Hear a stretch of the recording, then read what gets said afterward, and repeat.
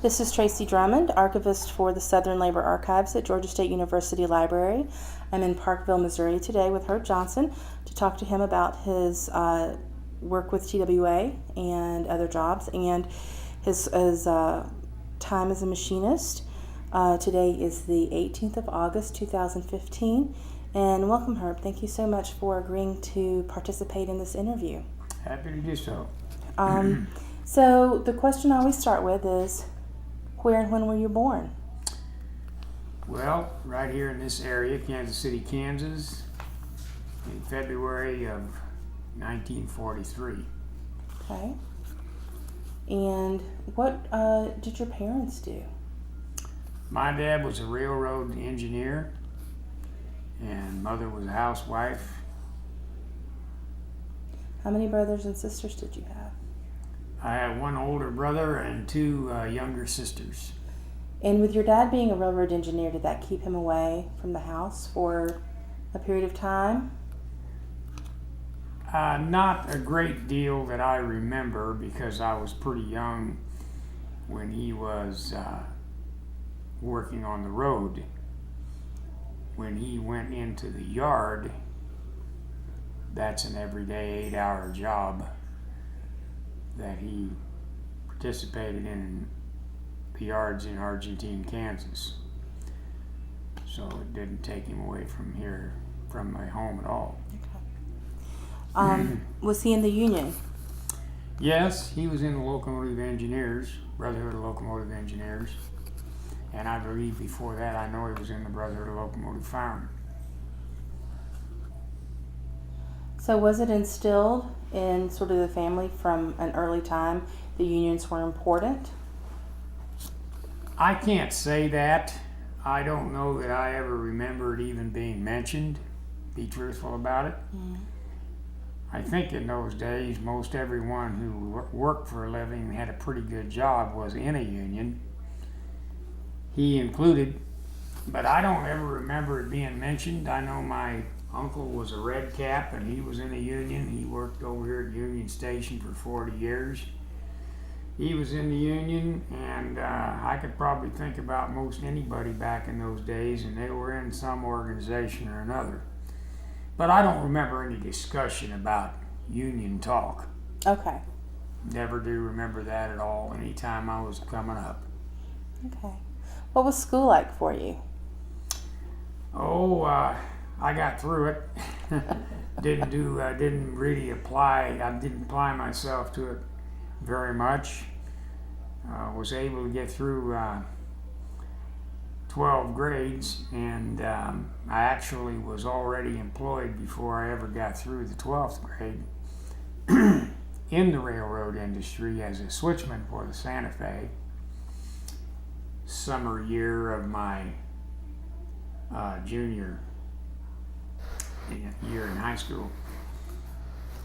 So that's what I plan to continue doing, and finished up high school the following year. And what about your siblings? Brother was a fireman, a locomotive fireman, and became an engineer, and retired as such, and went out on disability as such. And both of my sisters are nurses. One is a registered nurse, another is an LPN, and they have been for decades. I don't think they've ever been employed anywhere else. Okay. So you said you had your first job when you were 17. Yeah. And so tell me about that. What were the duties of your... Well, the duties are of a switchman are just to work on the building the trains up down in the train yards,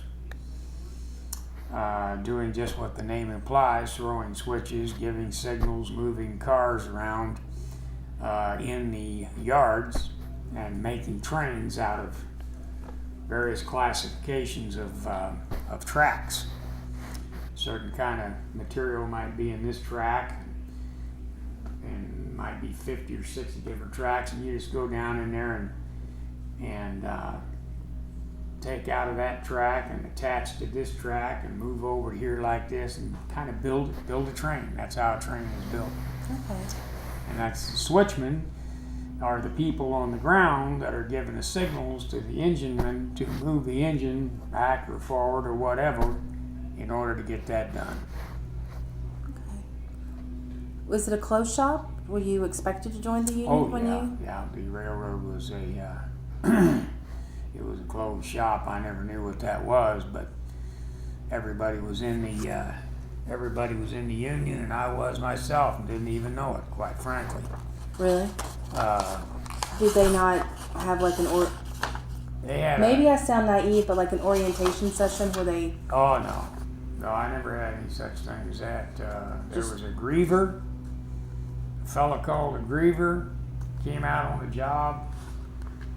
I don't even remember what was said. I'm a young kid. Yeah. You're in the union. Yes, okay. And I don't remember a thing about it, quite frankly. Okay. Nothing. How long did you have that job? Well, I had that job from a seniority standpoint from 1960 till about 1960. 64. Okay. At the same time, I had hired on and took a job as a fireman with the Burlington Northern. At that time, it was called the Chicago, Burlington, and Quincy. But it became the Burlington Northern, and now it's the Burlington Santa Fe. So I was a fireman with the Burlington Northern and a switchman at Santa Fe, and it finally caught up to me, and they gave me a choice there to resign at the Santa Fe, which I did. Burlington is located right down here in North Kansas City, where you came from today. Those were the yards that I worked in. So that was 1964. And you became a fireman. Yes. So what did that job entail? I mean, is it as straightforward as it sounds, or? Well, you run the engine in making up those trains in those same kind of classification yards like I explained about the Argentine Santa Fe yards over before. Difference is you're running the engine and somebody else is giving you the signals when the engineer wasn't running. In those days, we had two people in the engine, the engineer and the fireman, and it was kind of customary being in diesels these days because in the old days, the fireman did what you might expect. He shoveled coal in the boiler and passed signals on the other side of the engine. But as they went to diesel, the fireman really didn't have a job other than working that other side of the engine for signals, and they would usually spare the engineer about every 2 hours. They'd switch off. So that's kind of what it was. Okay. Did you find that work more satisfying? Then switching? Yeah. Yes, because it was indoors. Yeah. Okay. And it was neat running the engine. Okay. It was a good job. It still is today, as far as I'm concerned. But it seems like you didn't really have it for that long because you went on That's right. at TWA in 1964. Right. I was, as you know, as I said there, I kind of was working both places there for quite a while, making as much money as I could. I had a young family to support, and so I was able to do what you're not supposed to do, work at two railroads at the same time, because that sends money into railroad retirement and all that sort of thing, so they got records of it. Anyway, I was given the choice to either stay with Santa Fe or go with the Burlington. I went with the Burlington, and then there was a decision came down, an arbitration decision called the Manning decision, and it eliminated the fireman's job over a period of time. And so I was given severance pay and cut loose. And after that happened, why, that's when I went and hired in with TWA. And how did you hear about the work at TWA? From a friend. a friend that I knew that worked out there, and I say out here, I'd never been out in the Northland before, and that was out here at the overhaul base where the airport is now. I had a friend that worked out there in the cleaning department at TWA, and I knew nothing about airplanes, period. So that's how I got out there. I had 2 or 3 job offers at the same time. One of them was Fairbanks Morse, which is a builder of engines, locomotive engines, and other kinds of industrial equipment. As an apprentice machinist, which I could have taken, and then I had an opportunity at Colgate-Palmolive as an apprentice machinist in the maintenance department. And I just didn't know anything about any of these jobs. I had no mechanical experience of any kind. So I thought about aviation, airplanes, and I decided I'll just go out here and do what he did. So I went down there at 10 Richards Road, the original headquarters, by the way, of TWA. You probably know that. Hired in and went to work on the graveyard shift in May of 1964. And the cleaning department is fleet service, we called it. That was the classification it was called. Okay. And it was unskilled work. What did you clean? Airplane parts.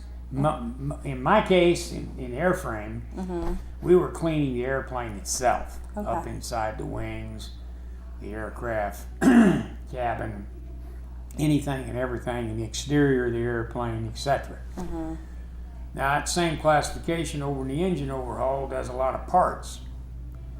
And they got a lot of sophisticated vats and spray booths and all kinds of ways where they clean big engine parts. But in airframe, you're actually cleaning the airplane like you might have somebody clean your vehicle. Okay.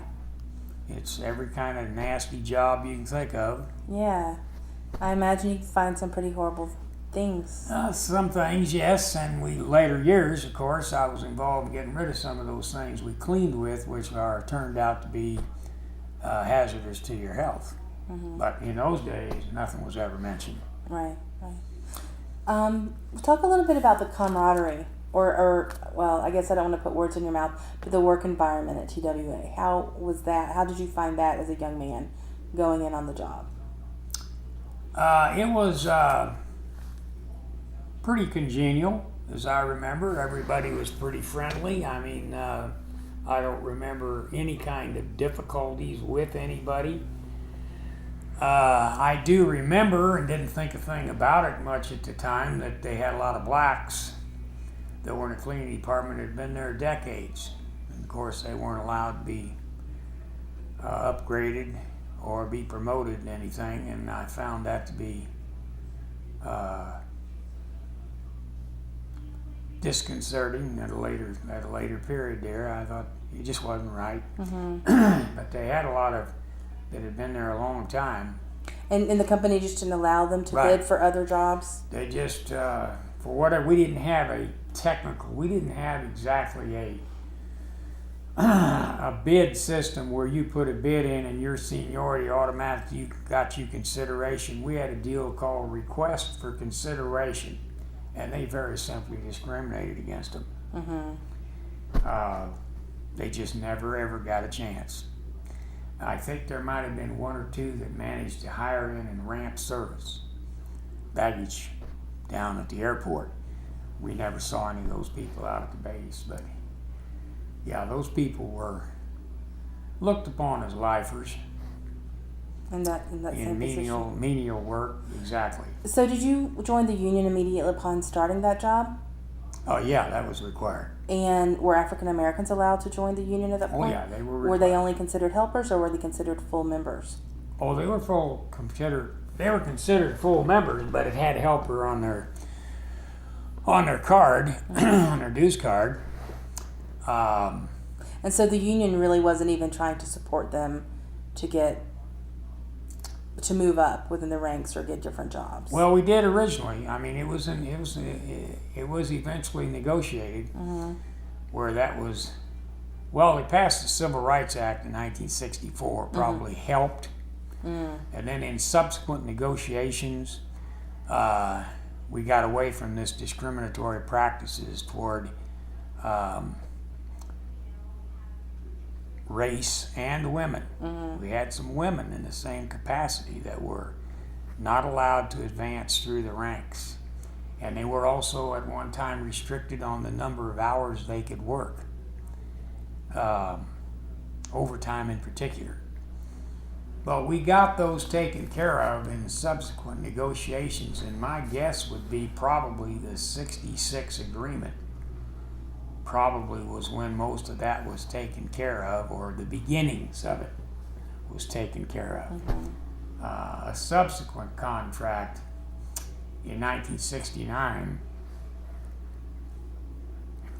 pretty well wiped out any kind of discrimination anywhere that I know of from that point on. It was a blockbuster agreement. That's about as good as I can recall. Okay. How long were you a fleet service helper before you moved up to mechanic? I put a request for consideration in stores as a stores clerk, and went to stores about 90 days later, Okay. as I recall. And I did not make my probation. I only made 89 days out of the 90 days, and I had to return to fleet service because they had the approval or disapproval of you going into that department.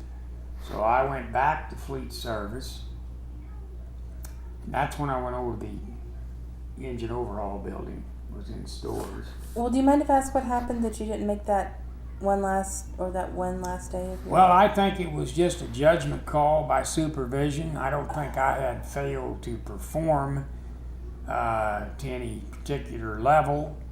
In fact, had I been smart enough, knew anything about the union, I think I'd have got that seniority restored in later years, because they gave me a letter that I would have handled later, I know, being in committee work, that stated I had met all expectations of the, all requirements and expectations of the position of stores, whatever, but surely you can see you don't fit in with the, they didn't say family, they said something to the event, but surely you can see, or something to the effect, you can see you do not fit in with the workforce in main stores.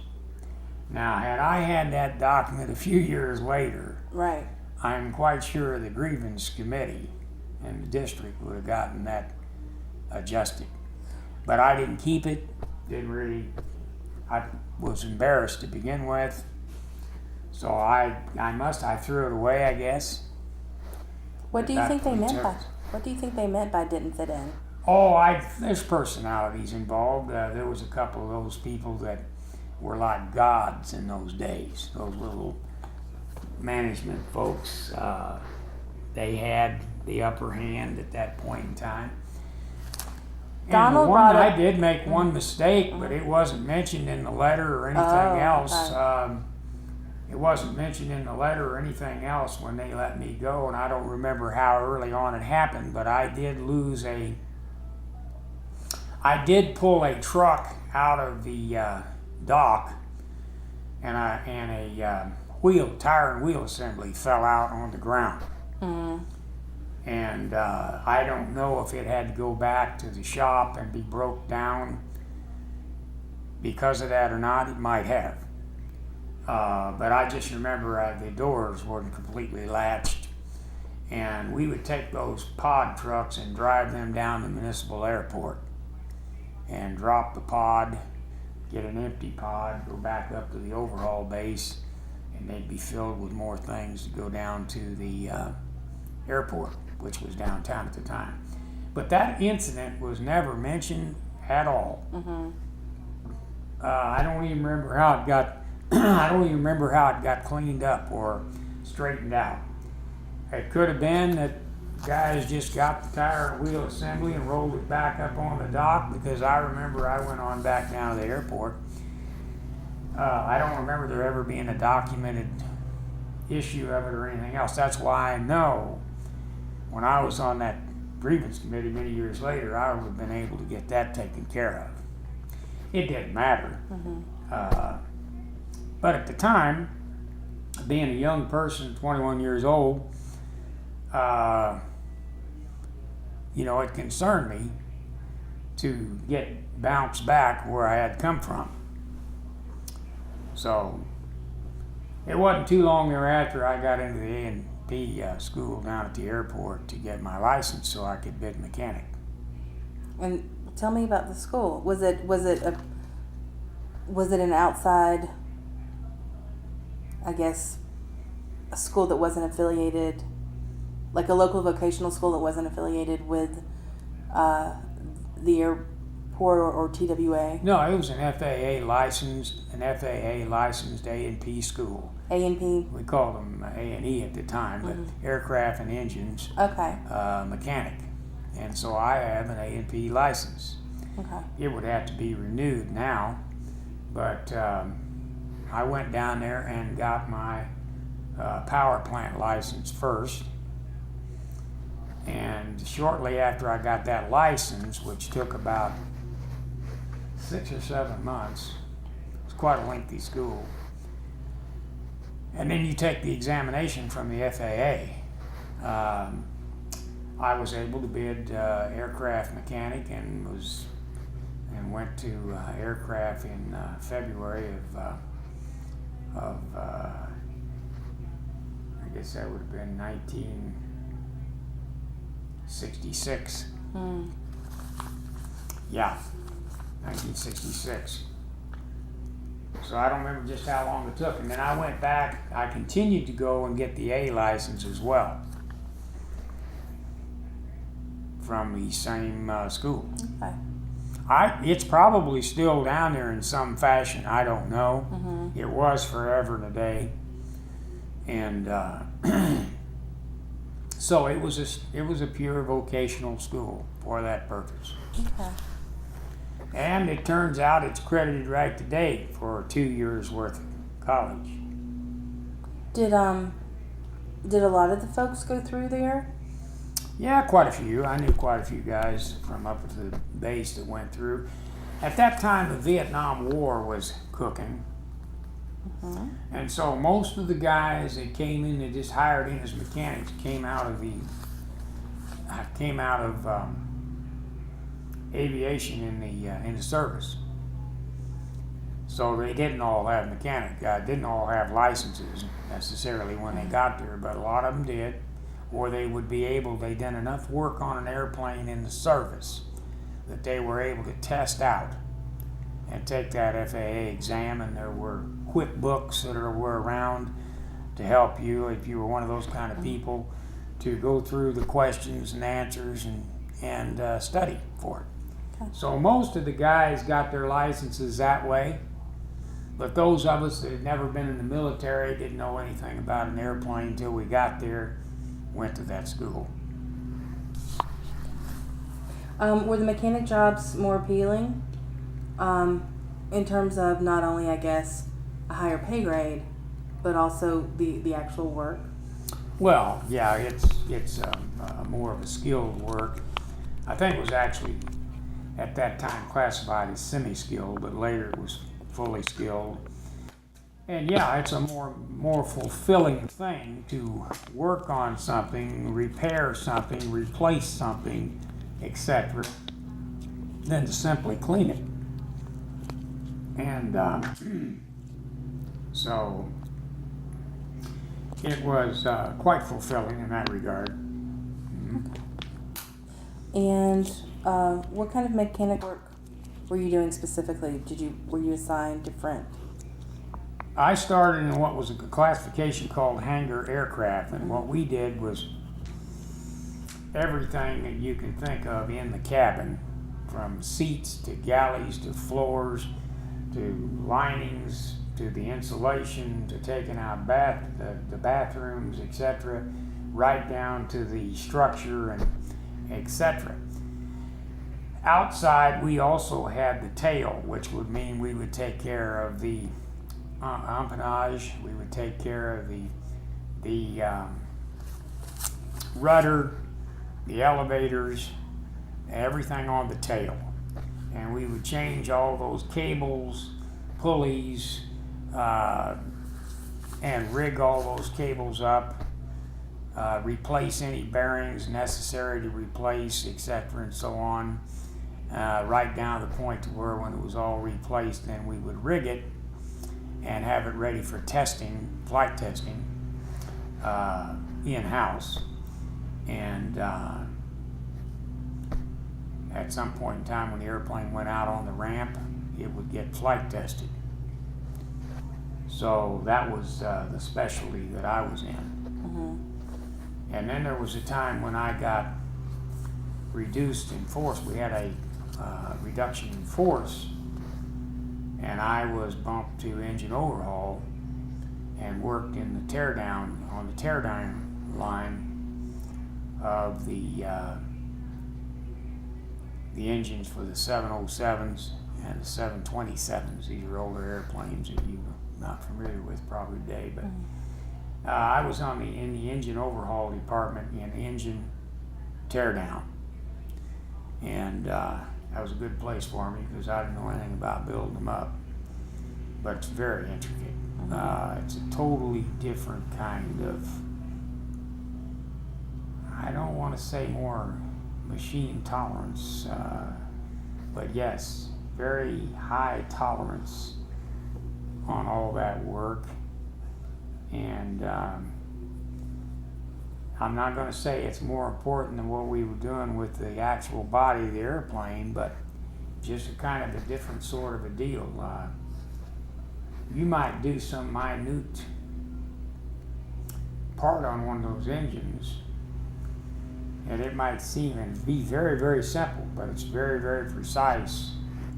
And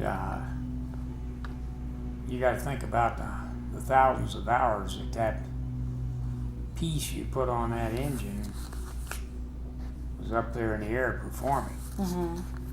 Now it's true, all the other parts do the same thing, but they're not under the intense kind of strain. And I don't know, it's probably, I'm skewing the water here. Anyway, it was a different kind of mechanical work.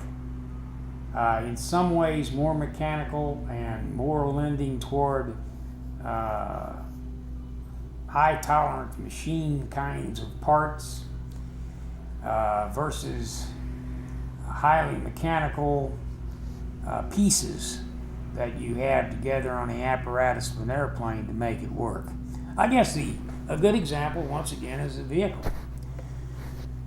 You could have engine mechanics that tear engines apart in that truck out there, and then you could have those that are working with the wheels and the steering and all that sort of thing. It's all mechanical work, but it was a gigantic operation in both places. And the one over here I went to, I just remember just pretty intricate.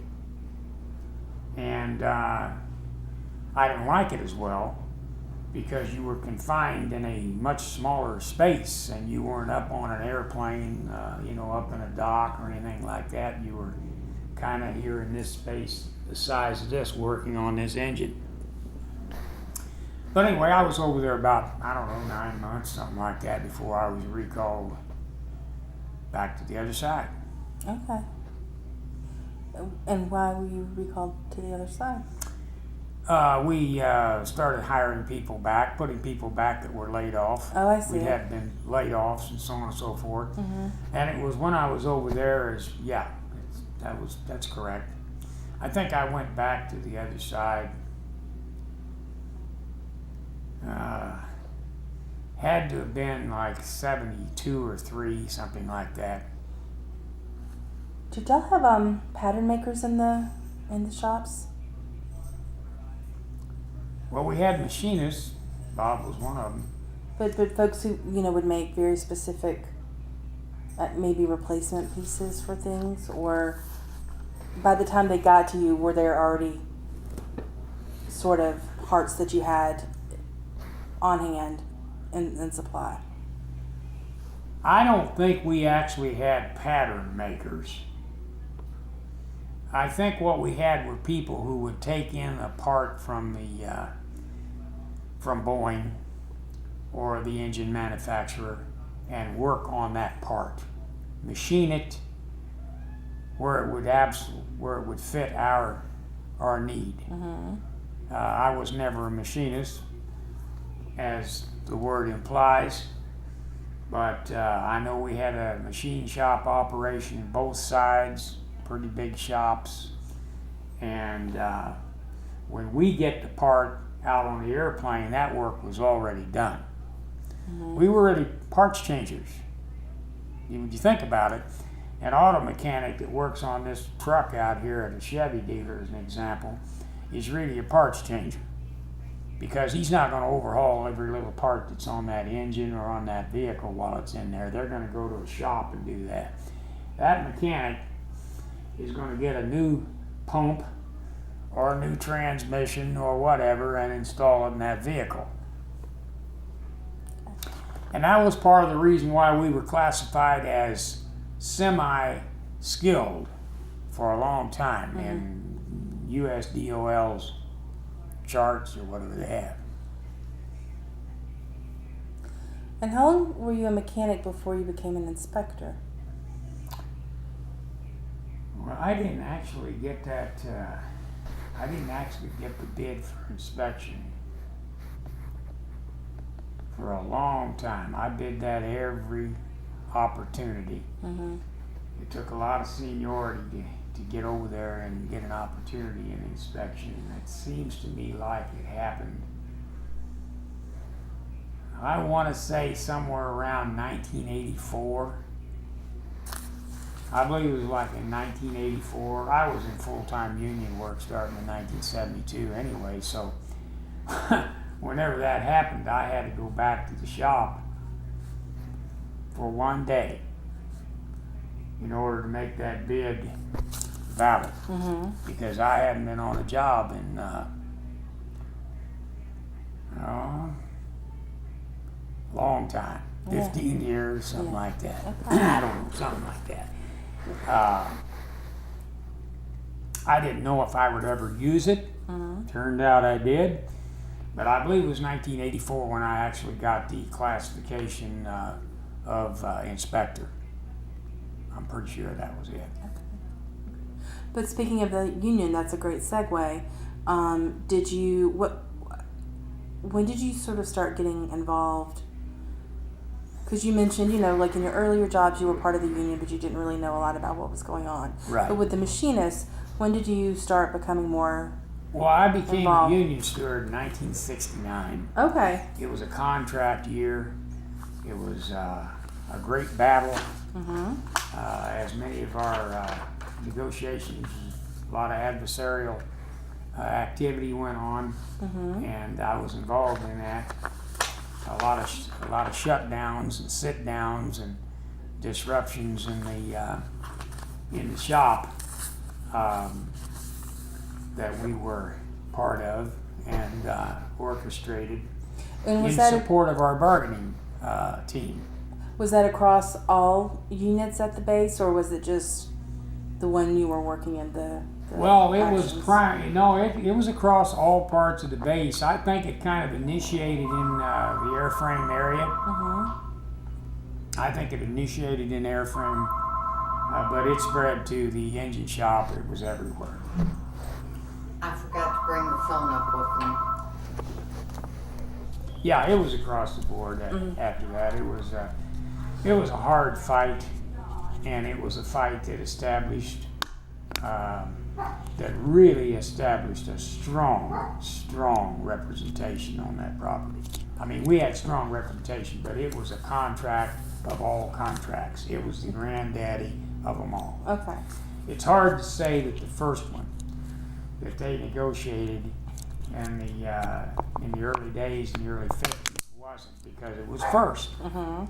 And it's always hard, the first one. But this was a battle. Mm-hmm. And I loved it. I mean, it was in my blood.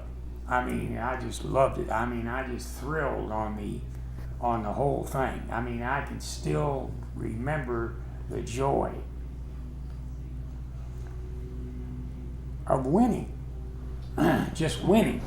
Just winning about every time that something would come up that we would have a confrontation with the management, we would win. And I also liked representing people who never wanted to step forth and speak on their own behalf. And so instead of getting discriminated against or not treated right, I really liked going to bat for them. I liked having the power of the union. Okay. That was what I liked. Okay. So being the steward was sort of your gateway Yeah, position it was. to help people and to become more involved. Exactly. Okay. Yeah, it really was. Well, and speaking of the negotiations for collective bargaining in '69, what were some of the big issues that came up? Well, beside wages, there was all this bidding process that I was telling you about. We straightened out a lot of problems where you would be able to bid for different classifications and have your qualifications accepted. We came up with a new qualifications process that was more fair, so you would have a much better opportunity to qualify for a position regardless of who you were, and a lot less discrimination possibilities in there in that sort of circumstance. I don't know that there was any discrimination left at that time. But that was in there, and there was a whole host of other things. I think that's when we got the dental plan negotiated. And we got most importantly, we got our retirement plan negotiated. A real retirement plan. They had some kind of company. Some kind of company retirement plan before that, and I don't remember how it worked. But in that negotiation, we got our first negotiated, I believe it was our first negotiated retirement plan. And what a dandy it was. Now, I was of the age, it didn't mean a lot to me. That seemed like something on the moon. I never even thought about it really, quite frankly, except for the fact it was another thing we gained. We got the dental plan. I believe we got more holidays added to what we had. We got all sorts of various kinds of rights and benefits in that agreement. I used to teach the evolution of the agreement. Really? Yeah, down at our labor school. And I don't remember how long I'd go through it, but you'd start out new people, and the whole idea was to give them an appreciation for what was in that contract that they were hiring into, and how hard it was for us to get each and every one of those benefits. There was a few strikes that were conducted to get them. A lot of struggles went on to accomplish what those people were being given, because now you're part of us. And if I was to go back and review that, I could tell you in more detail. It covered everything from when we got the ramp people in the contract, I believe it was 1953, and right along in each subsequent negotiation, something was added. Until finally you get up here and you've got one hell of an agreement. Very strong agreement. It was among the best I know, definitely among the best in the air transport industry. Why do you think y'all had so much leverage against the company to get an agreement that good? Well, I think first of all, I believe the Machinist Union itself is just outstanding to its core in negotiating and in representing people, and its overall credibility in the labor movement is second to none. There are others as good, but I mean it is just I believe it starts with the fact of the Machinist Union, and then we also had an outstanding district. 142. They just did. They just did a tremendous job of representing us in not only just the negotiations, but in handling grievances and in servicing the members. They just did a outstanding job, and that also goes to the local. I was fortunate enough to be in a big, wealthy local. Because we had so many members, we were able to build an education program where everyone got got membership training even. We even had membership training. Individual members got trained.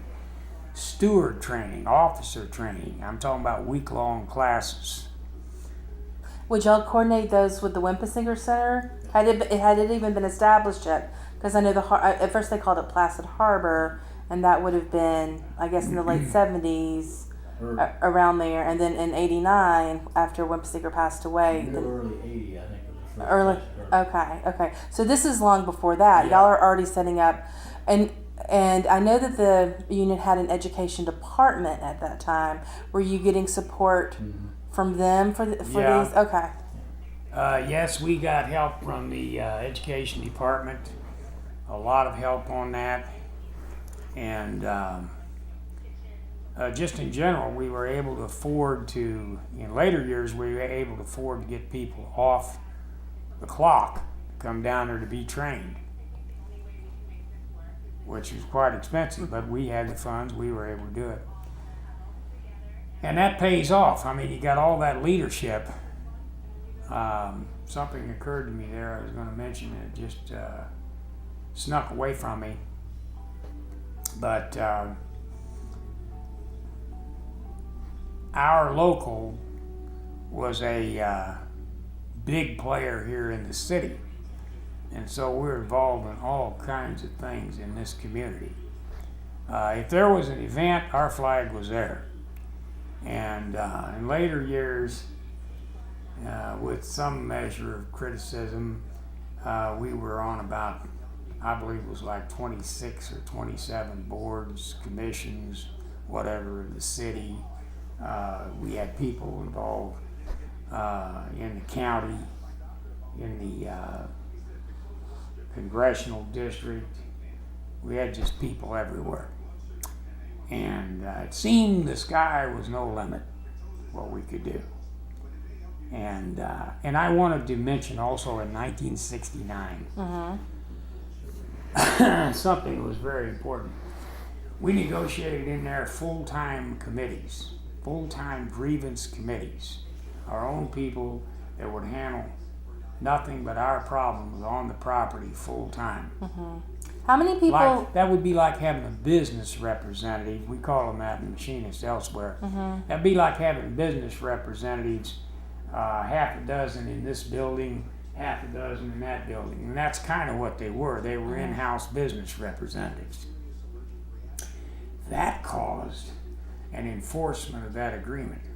You ask about strength? Yeah. It came from that ability with that kind of enforcement of the contract itself, and a steward body, some 120 stewards, many of whom also were out all the time.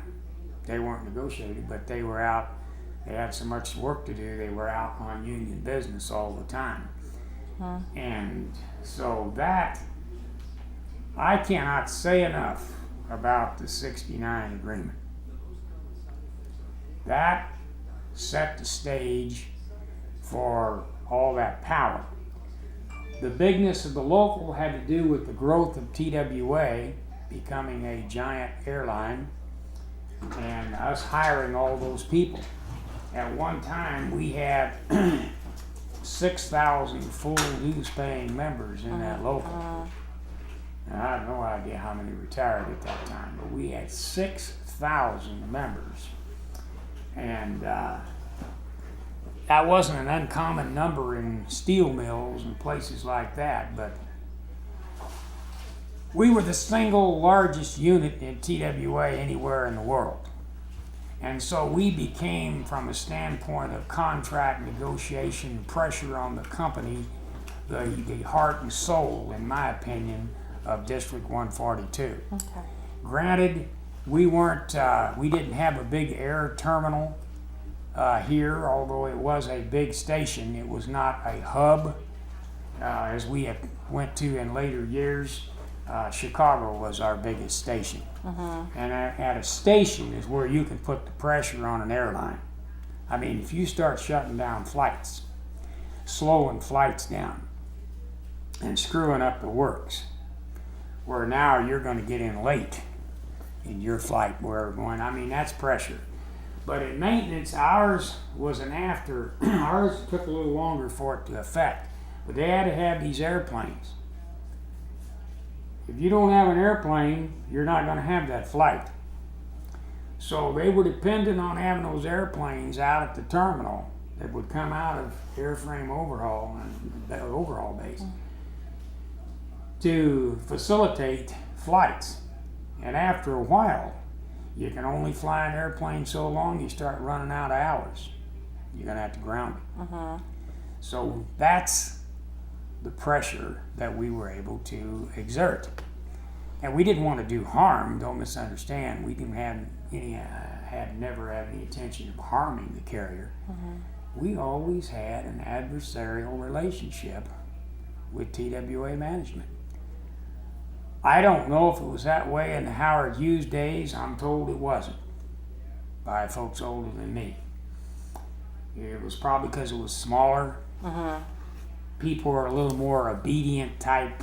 I mean, I think people were a little less likely to be outspoken and maybe disobedient, maybe from the kind of people we were in the country at that time yet. You know, we hadn't reached the 60s stage of rebellion. Right. I don't know. But we always had an adversarial relationship with the management of TWA. It never had anything to do with being wishing something bad for the place of employment. That wouldn't make any sense. Indeed, we ended up keeping it alive for 15 or 20 years, right out of our own billfolds. But we just never could get good quality management of the carrier. We always had this battering ram going on. And I think that's kind of the way it was in the US of A. But there were exceptions elsewhere where I don't think it necessarily had to be that way. But,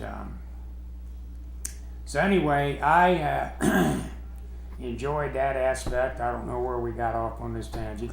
Yeah, that's fine. That's great. But I enjoyed, I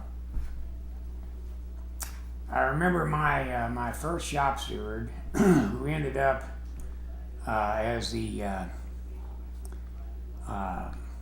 air transport coordinator at Grand Lodge. My first shop steward, when I was first in Hangar Aircraft, named Jim Conley, and That name is familiar. I got assigned to work with him the first night I was on the job in aircraft, pulling a water bottle, great big water canister affair, in the wheel well of a 707. And he was the shop steward. And he wasn't on the job 5 minutes and he was gone. So I was there by myself, and I thought to myself at the time, that looks like an awfully good job to me. He come back in the morning, before morning he was back. And he told me one time, he said, I like the idea of walking down the aisle and I can see the boss there and I can look him right in the eye. And if he's got something to say to me, I'll tell him. see my lead. I like that. Yeah. Yeah. So he was a early, he was very early inspiration to me. Okay. Very much so. He was a fellow of integrity and total dedication to the machinist unit. And he eventually wound up at Grand Lodge. Okay. He was with the Machinist newspaper for years. Maybe is that Conley, Conley? Yes. Maybe that's why the name is familiar. Yeah, to he me. was associate editor there with the. Bob Kowalski was the editor, and he was his right-hand man, or one of them, for many years. And I was surprised when he actually went into the other department, but he managed to get in as an assistant airline coordinator, and then I think finally made full airline coordinator. I was off somewhere else at the time, but so he was an early inspiration to me. In later years, we followed up by Alex Bay, which is. I met Alex Bay. Have you? We've interviewed him. Have you? Yeah, he's absolutely exemplary, and he's right out of this local. You undoubtedly know. And he still walks the neighborhoods, knocks on doors, makes phone calls, goes out here and supports the fast food workers. Here's a guy that made it all the way to the top of the Union. Never forgot where he come from. Never changed.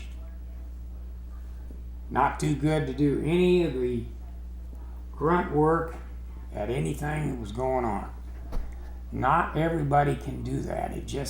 They don't mean it to slip away from them, but it does. And all of a sudden they become an executive. And they're not the same. They might return to it after they retire, but it's hard for somebody in that kind of a lofty position dealing with their peers in management, government, day after day. And then all of a sudden, they're down here knocking on some door out here, asking some guy in coveralls for a signature. So I noticed it said in those paperwork, did I have inspirational people? Well, there are a whole lot of people I could look to that were very inspiring. But the two that had the most effect upon me had to have been Jimmy Conley and Alex Bay. I mean, I was proud of a lot of people that we had, and I think we had bukus of leadership. And there have been many that have gone from our organization up the ladder within it and elsewhere that I could sit and talk about and so on. But those would be the two that I would refer to that had a profound, really an effect upon me.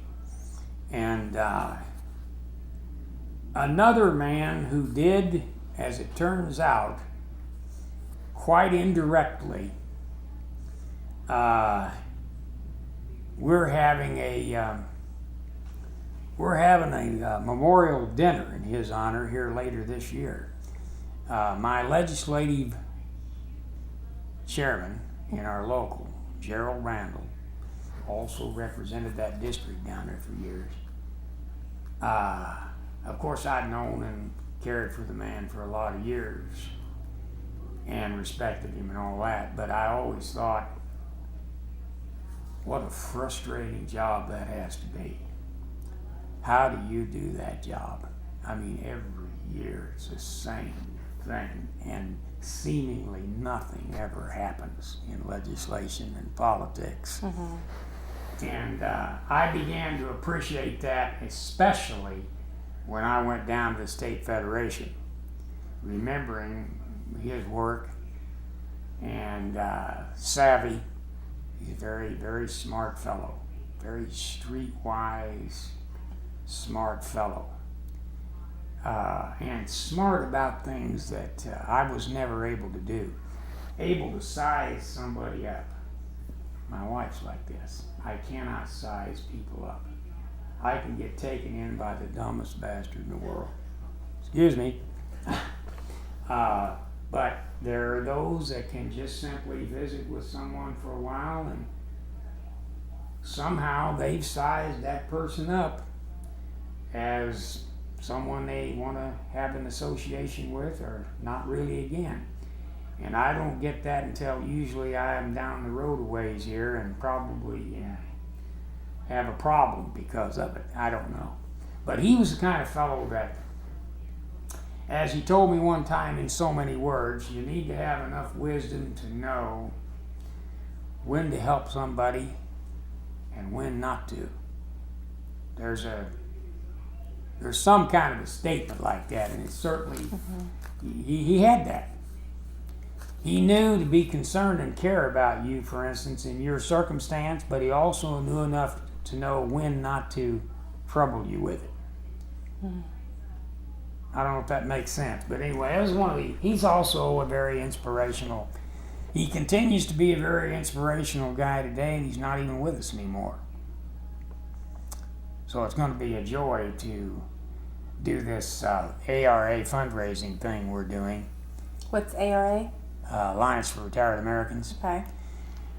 We're going to have an honorary memorial luncheon each year. We can't call it fundraising, but the old idea is to give out an honorary recognition to someone who's doing outstanding work in his name. The end result is we raise the money for our activities. And so we're doing that right now. Mm-hmm. Well, I'm off track for you there on a few things, but No, I think that's great. Certainly understanding a person's influences while they are doing the work they do is very important. So you were steward through 72, and you mentioned earlier that after 1972, you just weren't on the shop floor anymore. Like everything you were doing at that point was away from... Right. We took it upon ourselves because it was not negotiated. Mm-hmm. We took it upon ourselves to create a full-time safety and health committee. Mm-hmm. And we just simply managed to get out on union business called safety business and would start inspecting the workplace, finding out there were problems here and there throughout the workplace. And then we created a safety grievance complaint procedure whereby if you had some concern or some problem where you were working in whatever shop it may be or hangar or wherever it was, you had a process to file a complaint about that, and we would handle that and follow it through until it was either completed or we just didn't succeed and there's nothing we can do about it. And we developed that to a full-blown procedure, every bit as intricate as the grievance procedure, which was in the contract. Mm-hmm. Very much so, patterned pretty much after. And in later years, they did get it in the agreement. I don't remember exactly to the extent of the writing because I was gone by then, but that is what we were doing. I did that for 15 years. And we did that in conjunction working with OSHA. And we were able to reduce the accident injury rate at that overhaul base by over 75%, reducing countless numbers of injuries that they had had. So we were making them money. Mm-hmm. I mean, it paid for itself in spades. We eliminated health hazards and safety hazards that were hurting people every year. I know one year we had a reduction of 1,000 eye injuries. Eye injuries, you know, this is everything from a small trip to the first aid to get your eye cleaned out to whatever, because we didn't have a safety glass program. Nobody wore them. We not only had to get an agreement as to what kind of eyewear we'd have, and the company always had the eyewear. we had to get an agreement as to how we were going to be required to wear it. And that gave us the opportunity to be involved in what eyewear and face protection they were going to purchase. So we became involved with purchasing. And we started traveling to Chicago to the National Safety Council and all of their kinds of meetings and so on and so forth, going through countless numbers of exhibits and so on and so forth, looking at various equipment.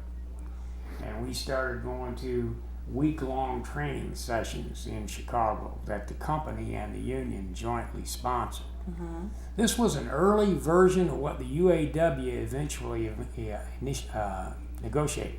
We already had that at that base. We had what they had and more.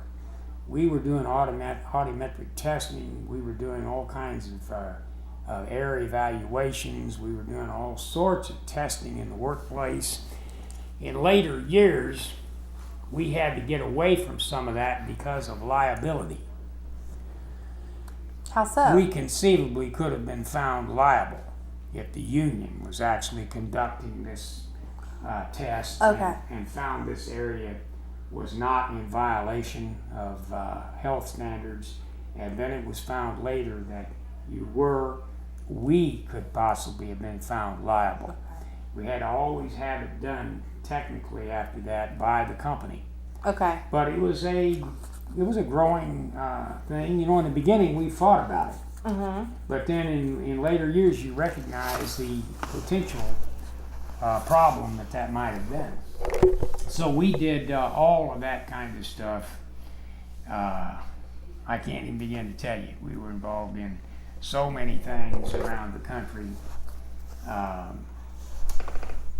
I think at one time my committee was involved in 36 different national standards that were being written, from fire codes and electric codes to standards of how you build this industrial truck out here, and to basket lifts, scissor lifts, hydraulic lifts in garages. We were on all those kind of committees, and we traveled around the country on behalf of both the union and the company and participate in those. Did the company adopt those at other bases? No, they did not carry out our program elsewhere. They had good safety and health programs, but in most of those places they were small installations and they didn't have big factory environment like we had at the base. Now, in some of the places where they did have, like New York in JFK, they had some pretty extensive operations going on. They didn't operate like we did. They didn't have a complaint mechanism, but they worked it the way they felt worked good for them, and it must have been successful, or they would have the company would never have gone along with it. They had several guys that were out all the time. That's what they were doing. But what we did was pass that on. Rather than just a crew of full-time people out there doing this particular function, we passed this on to the shop steward just like a grievance. This brought the entire body of the union into health and safety that had never been there before. I mean, this was kind of looked at as something to do when you had nothing else to do.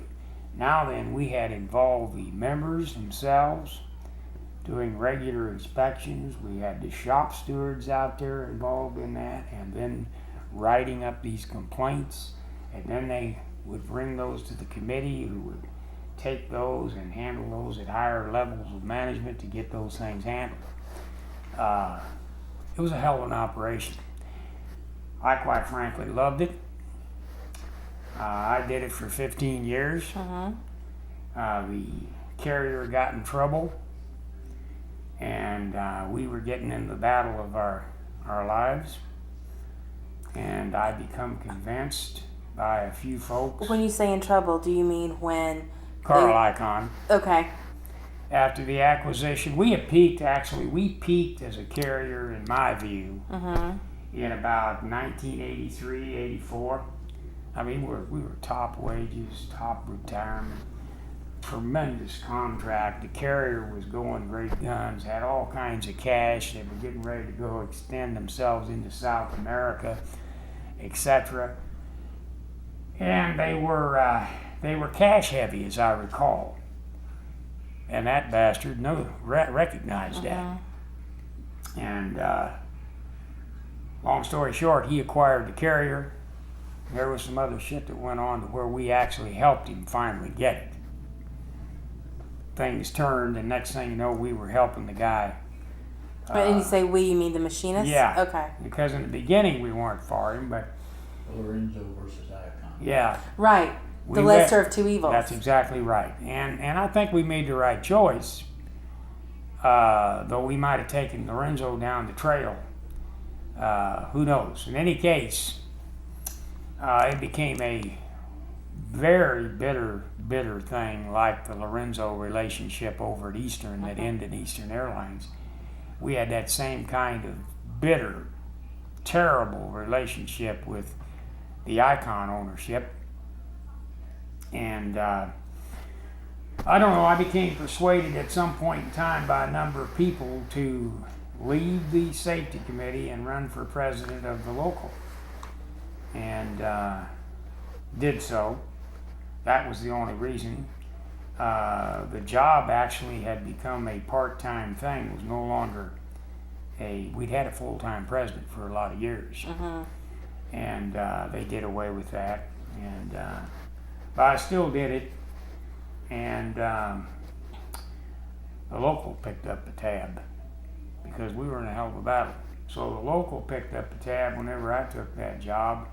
And I don't know how long they were paying my salary, but quite a while for us to get through this battle.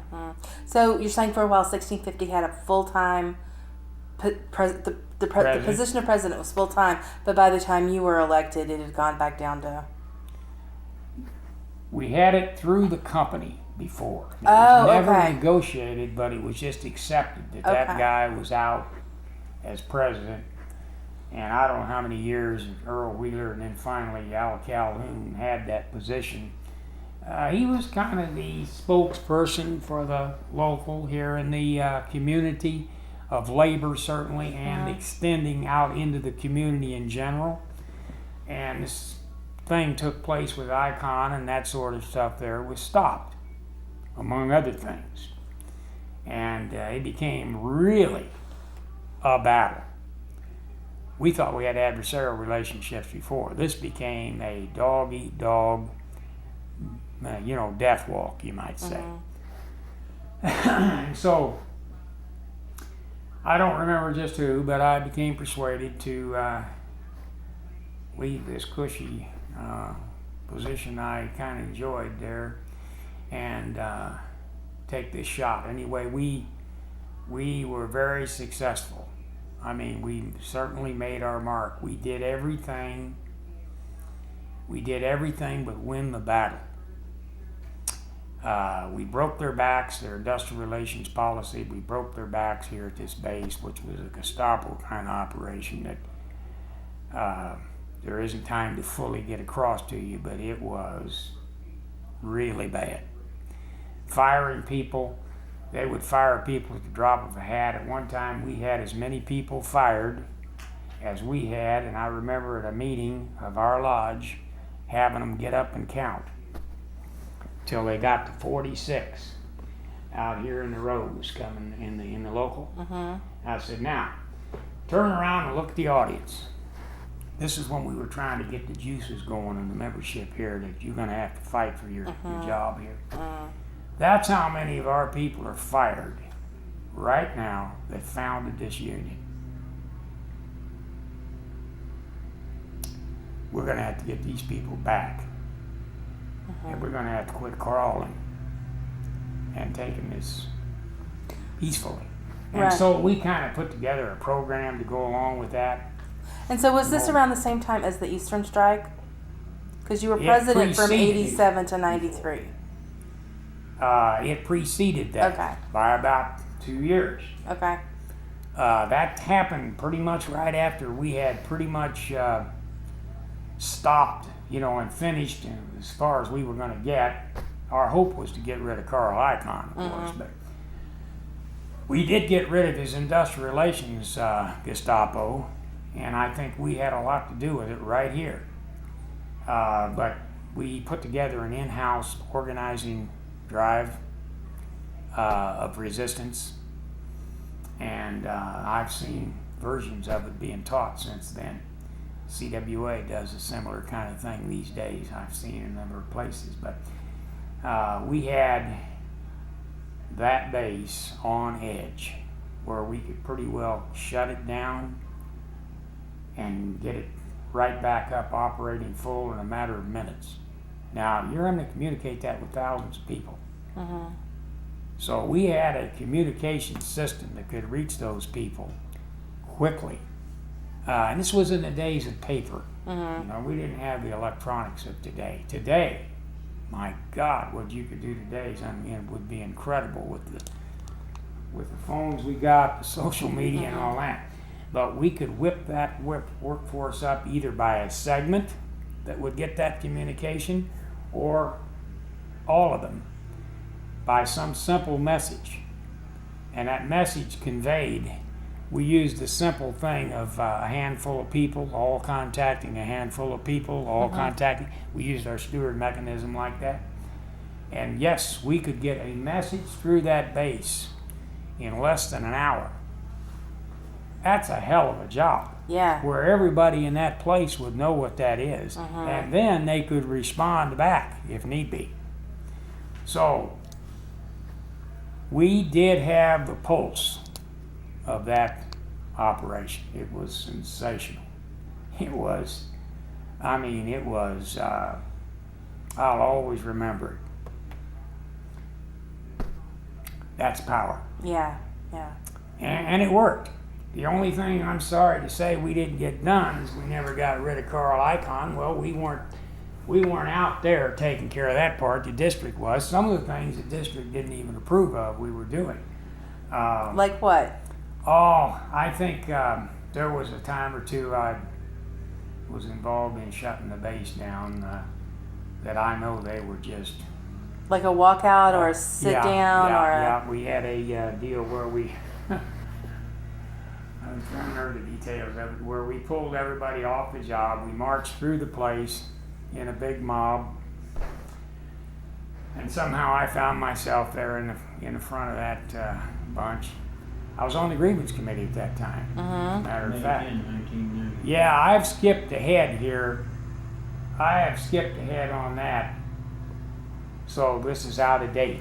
This is way up years later when I was back in there as a grievance committeeman. Okay. But we'd had a couple instances where we just stopped work, went out across the railroad tracks. There was nobody at the district that called for that, and they would get on the horn and find what in the hell is going on, and so on and so forth. And because we had the numbers, we had the power to get everybody back in and not get anybody in trouble over. You got to orchestrate that just right, or you'll leave somebody out there as, dead meat, and then try getting anybody to go with you again. But it was those kind of things. They had a different job to do, and we were part of their operation, yet we were the big part of their operation. And they always had concerns about the operation, I guess especially when I was president, I don't know, but I think they were always concerned that things might go to hell in a handbasket real quick, but it was always in support of what they were doing, always, without question. And I think they knew that. Some things you can legislate, and some things you can arbitrate, but the basic unionism has to be done by an undisciplined hell no. It's just now and then you've got to have a good, healthy stoppage of some kind to get across the message that this language over here means something. You got to walk the walk. You got to. You can only live on something so long, and after a while, everybody, even your own workforce, forgets how you got it. And so maybe there's one sacrificial lamb out here that's being taken to the woodshed. You might just have to shut everything down to get that taken care of. And that was what that was issue was about. I was off tangent on in 1995. They were taken out after a couple of people for something. I don't remember what it was. And we tried the grievance handling. We tried this and that. And we were in the process of it. And finally we just had it. The guy showed up down there at the office. I knew that Dick couldn't lead the charge. He was the chairman. He couldn't do it. His hands were tied. He was the district's mouth right there, And so I do remember us marching out through the base that time, out into the super shops. Eventually we wound up, well, that one was in the super shops, and we just said, this is it. We're going to straighten this out now before anybody goes back to do anything else. And of course, that always gets the attention of management, and they corrected the situation. The other time that was similar to that, we ended up in the overhaul wet dock where we washed aircraft, and that was over a problem of them farming out our airplanes because we supposedly didn't have the capacity to handle the work at this overhaul base to keep airplanes from being grounded. But I had an agreement with the city and the mayor to use Richards Gebauer Airport out here, where we had room to put 30 of those DC-9 aircraft in there. And that's not the city airport. That's No, this is an Air Force base. It's no for okay. Today it's a transitional railroad commodal center now, but it was a U.S. Air Force base out in South KC, and I'd been out there with Mayor Cleaver and some other people there, and they had about 7 or 8 hangars that could have been easily used for the DC-9, the smaller airplane. Anyway, Bill Driscoll, our present general chairman, was negotiating on this, and there was some confusion on what may or may not have been agreed to. He was notorious for negotiating on a cocktail napkin, late at night. And I got the wrong message. And so next thing you know, we got the entire overhaul base shut down, and we're out in the wet dock here with thousands of people. And I got a vice president of something or another up there I'm talking to. He was trying to tell me that wasn't the case, that was never agreed to. And I said, well, that's the vice president from TWA. Yeah. I said that. And I said, well, I'm sorry, I've got different information, and perhaps you need to get clued in. Turned out later, I was wrong. But you stick to your guns. I didn't know that at the time. Yeah. I might have wet my pants. I don't know. But you got a lot of people.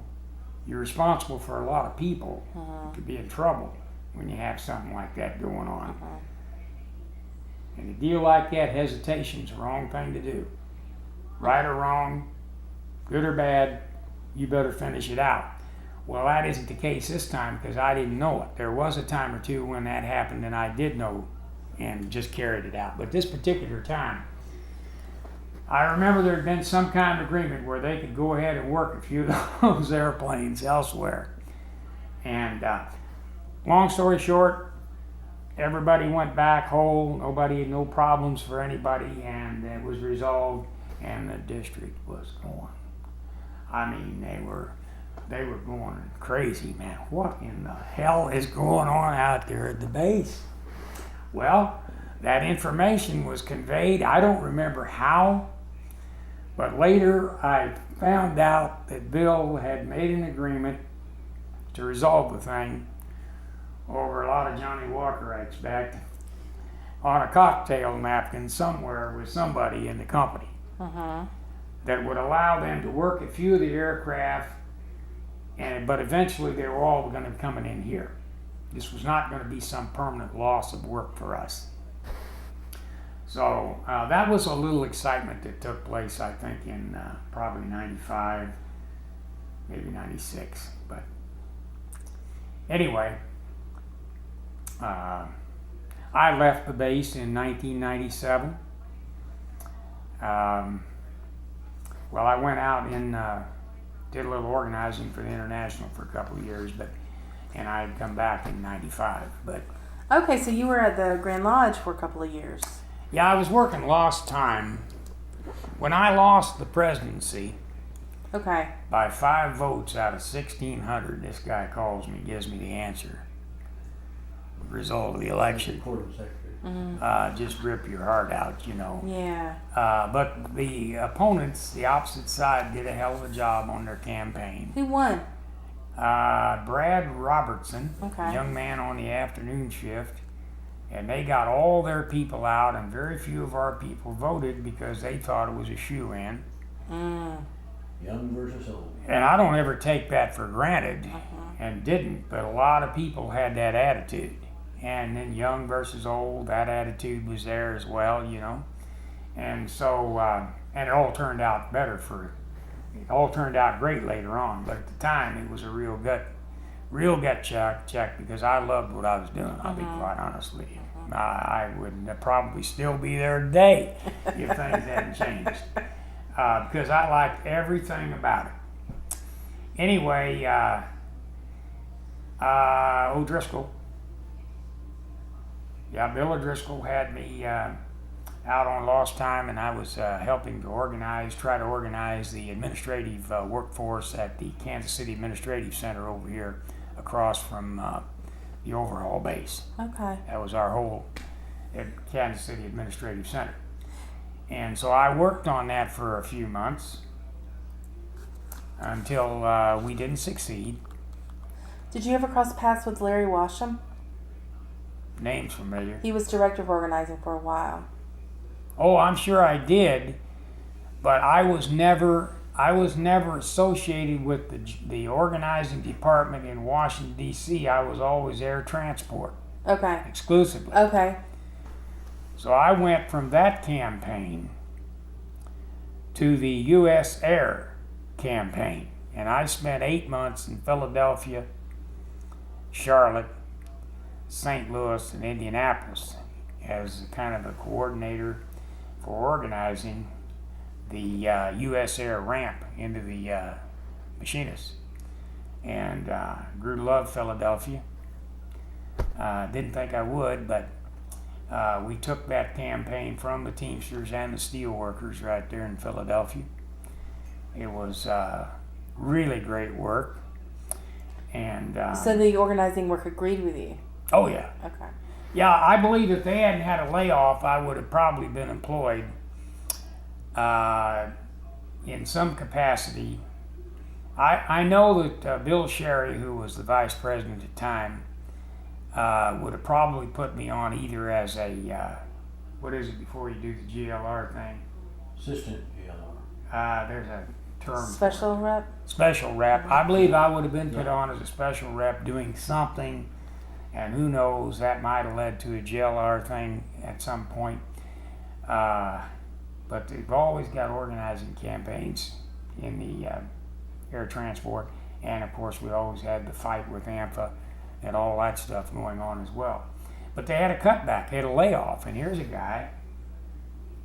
You can't bring a guy in doing that when you got GLRs laid off who've got a union. That's the reason why after the U.S. Air campaign ended successfully and the Delta campaign petered out, I just never could get enough cards. I could not get enough cards at the Atlanta overhaul base. Got them out on the system. So were you Got them all over organizing? the country. So were you organizing, or in Atlanta, were you talking to flight attendants specifically, or were you talking to Mechanics only. Mechanics only. Okay. At that time it was mechanics. And we did well on the ATG, which was the Atlanta line. We did well all over the country. I was in Dallas, Salt Lake, Cincinnati, all over the country in their stations. And the A&P mechanics were for it. We had a good number of cards, but the overall base was a big bunch. kind of like we were here at TWA years ago, and they had the numbers, and could never get over 22% of those Southern boys to grasp it, that they're eliminating your work. I mean, they were cutting their wages and doing all kinds of nasty things. So that didn't succeed, and so I came back on the job on April the 28th of 1995. Wait a minute, April the 19th of 1995, the day of the bombing in Oklahoma City. Okay. So here they are out there, the Machinist Union, and I went to work as an inspector. Now, I had not inspected on an airplane in 20-some years. I was really kind of scared shitless, you might say. So here's the Machinist comes out, and they want to do a story. And they got a picture of me and the Machinist with this flashlight. And I got a mirror flashlight looking up into the leading edge of an airplane out here, like I knew what the hell I was doing, you know, for whatever story it was. I don't even recall the story. But I remember being embarrassed about it and getting kidded about it. I was taking her around. I was making pictures for the Machinist paper. Whatever it was, that happened. And then I still had that nasty sting in my gut about losing that election 2 years before, because it's always better to win. I remember telling people, you know, that winning's a whole lot better than losing. I never lost before. That really didn't feel good. So I ran for the grievance committee that fall and was overwhelmingly elected, 2-1. And that eliminated that. That was, that felt good, yeah. So I served a couple of years on the grievance committee, loved every minute of it, until Alex called with this job down in Jefferson City. Okay. And that's when I went down to be the Secretary Treasurer at the State Federation. And he'll get a kick out of this, I told Alex when he called. Had he been in that position prior, or Had what? had he been in that position? No. He just Alex knew was- he just knew the folks, and Well, Alex was the vice president Midwest of the Midwest Territory at the time. He had been at headquarters, of course, in a couple of positions, and one of which was resident VP. But he had just taken over as Midwest Territorial Vice President half a year before. He calls up and he wanted to know, he brought up this thing of this Secretary Treasurer job. I'd been on the executive board of the Missouri AFL-CIO on behalf of the local for many years. So I knew what the job was, I knew about it. So he asked me about that job. I didn't know the intricacies of it, however, of what my predecessor had been doing, Don Owen. I said, Alex,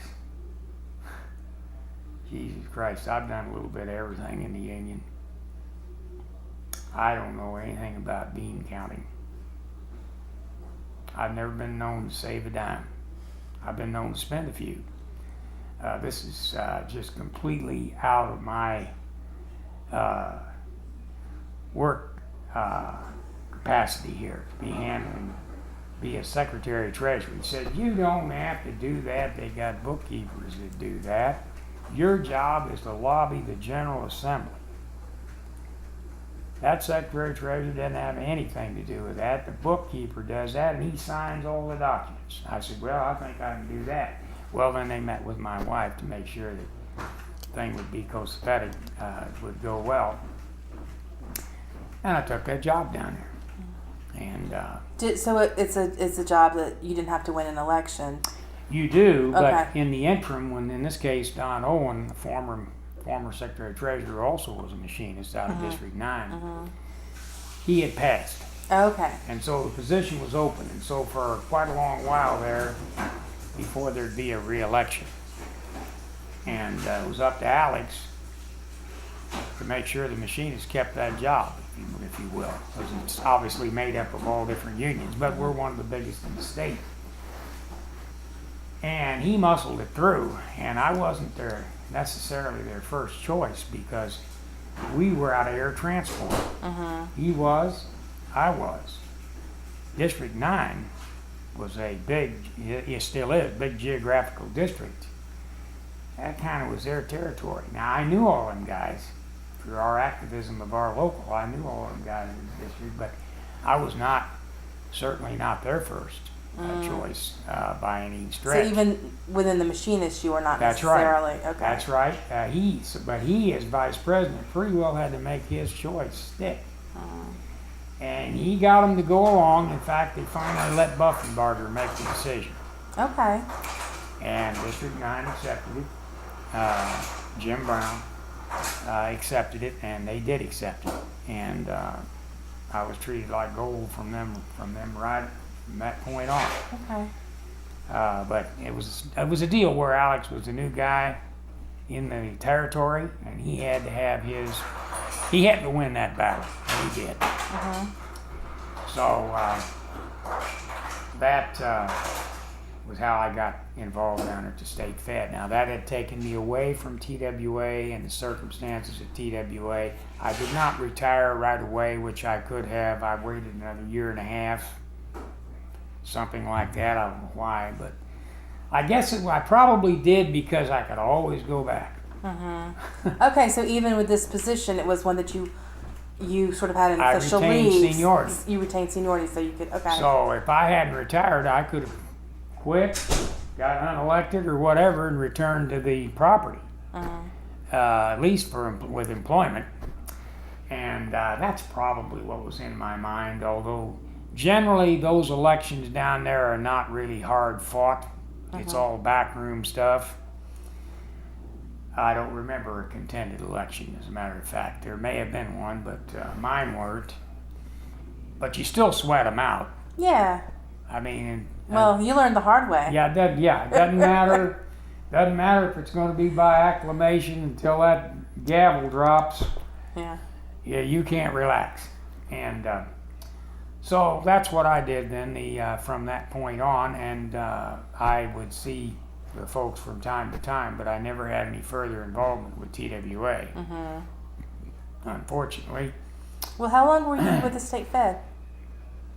from '97 to January of 15 years. Oh, okay. Yeah, I was down there 50. So for me, it was an absolute blessing because in the process of us saving TWA all those years, we had had many years of no accrual on our retirement. Maybe even had a reduction, but I know we had a period of no accrual several times, and we never had a wage increase from 1985 on. The whole time I was there, we never made a dime more. I reached $20 an hour in 1984, and that is still what the wage would have been if I went back. If I was still working there in 1997, still $20 an hour. But that, being that strong, that fat, however you want to look at it, we were able to milk that and keep that company going until 2001. I've told many people many times, we bought and paid for that company twice with that rascal. And we almost got away from him, but we couldn't get out from underneath the debt. In fact, even when we folded our wings, we were operationally profitable, but we didn't own nothing. Everything was sold, everything was gone. So it was pretty tragic situation. It seems like a lot of people took ownership in like a personal kind of ownership in TWA. That they, while they were definitely in the union, that they still had a big stake in what and clearly they did because of There's loyalty loyalty. and love of company, whatever, of what you do, what your life amounts to. You become part of the place you work. I suppose it'd be that same way if you were making tables out here.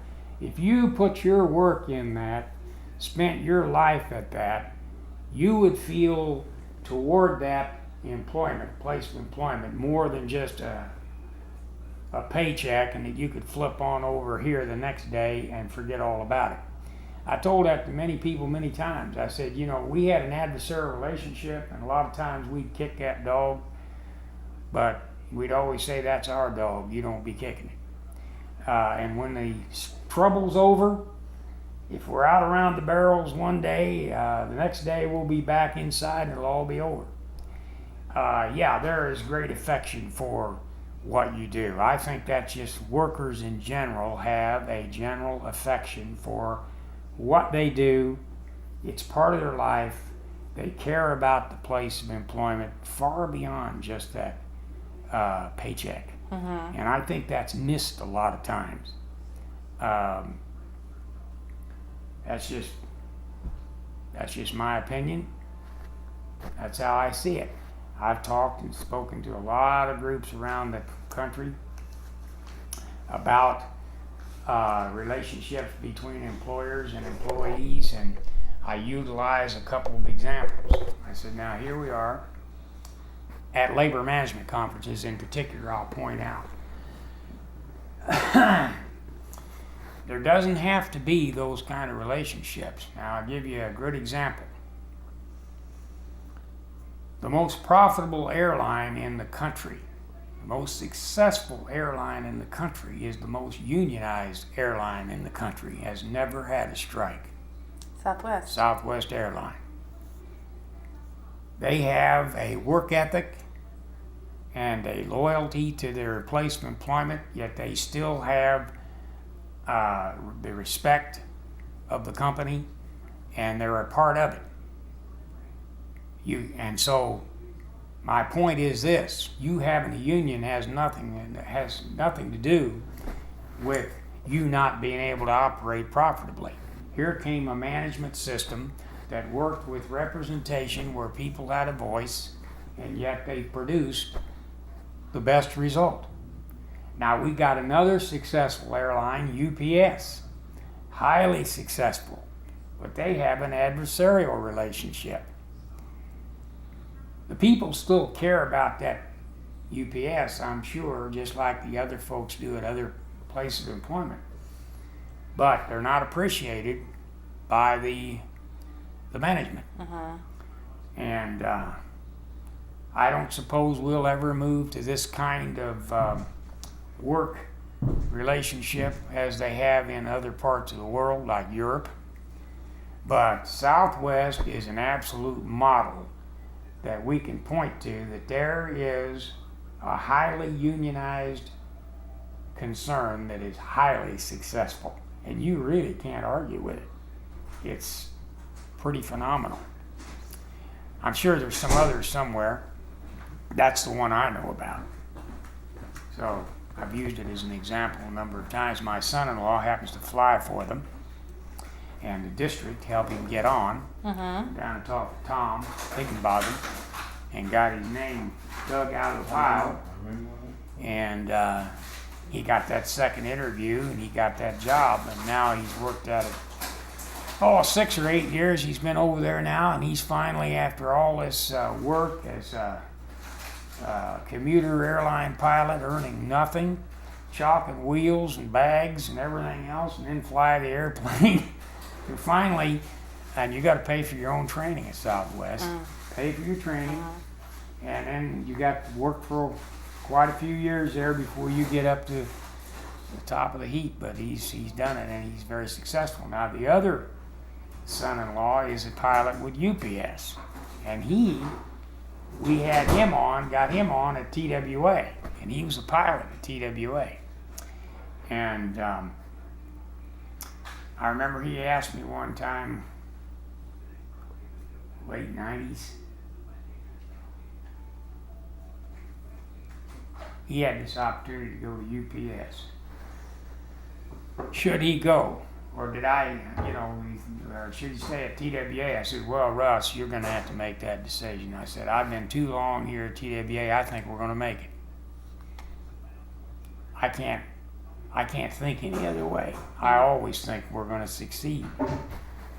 You got to make that decision. He made the right decision because he would have been laid off for years after that American acquisition. And he doesn't like flying boxes. He doesn't like flying nights. But he's making $250,000 a year, and he's flourishing at UPS. Now he's gone 16, 20 days at a time across the other side of the world. Not a great family family deal, but it's a hell of a job. Now the other son-in-law now, he flies here domestically, and he's doing quite well. So Herbie, you missed becoming president of the National Safety Council. When you're talking National Safety. well, I wasn't president, but I became the chair of the labor division of the National Safety Council, and served on the Air Transport Executive Committee and their Occupational Health Committee. I spent a lot of time with the National Safety Council, but the greatest thing ever came out of that is right here in the kitchen. Yeah. That's where I met Miss Ross. Okay. Absolutely. She was the assistant to the manager of the labor department when I met her. And as I said, I've been up there and been to about a dozen different week-long training sessions, at the council. And so we were really, this carrier and us were very involved with the National Safety Council. TWA was a model employer. When it come to health and safety of the workplace, they became an absolute model employer. You couldn't ask any company to do any more than they did. And you were in good shape as an employee from a safety standpoint at TWA. And if you weren't, it probably was your own fault. It didn't start out that way. I mean, it was a wild, wild west. But in the end, we received an award from the from OSHA for that very thing I'm speaking of, for voluntary compliance early on in the campaign. It was still in the 70s, probably 77, 78. We went to safety conferences with the director of the overhaul base. Stayed with us the whole week. We went all over the country as emissaries of the company and the union together. So in that respect, we did not have an adversarial relationship. It was just beneficial to the company. Whatever it cost them for us was very beneficial to the company. They actually made money on it because their insurance rates went to zero, because the incident rate went practically to nothing, or, comparatively speaking. And the severity rate, when you do get injured, then there's the severity rate. The number of weeks you might be out injured plummeted because you weren't having the kind of severe accidents and such that we were having in the early days. Now, that was a product of this organization. Just happened. A lot of people contributed to it, and wouldn't have happened if we didn't have that power. If we had not generated that power in that 1969 agreement, we would have never had the opportunity to do any of that. It just wouldn't have happened. They would have never allowed it. So that, I can't say enough about that particular negotiation. And I'm proud of the job that our district did in negotiating that contract. And Quentin Kerr was our president general chairman at the time. We pretty well worshiped the guy. And he'd be the first one to point out that it was the members. If the members are behind you, you're always going to be in good shape. Pretty much that's the way it went every time I remember. Okay. I remember him putting out a bulletin one time,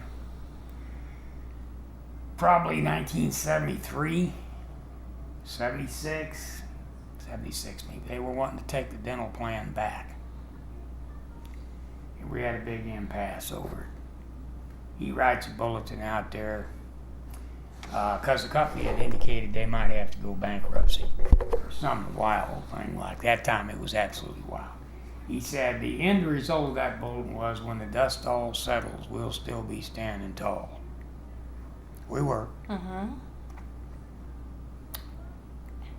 So that, in a nutshell, is most of the things I can remember. Yeah. Well, Probably wore you slick. no, You no, need no. a water or anything? No, not at all, not at all. I haven't been doing all the talking, so I'm good. But it does sort of feel like we're wrapping up, that you've covered all the... Well, I major didn't bother telling you about the experience in Jeff City because that really doesn't have a great relationship to TWA. Mm-hmm. But I'll tell you this right now, Sure. it does in this regard.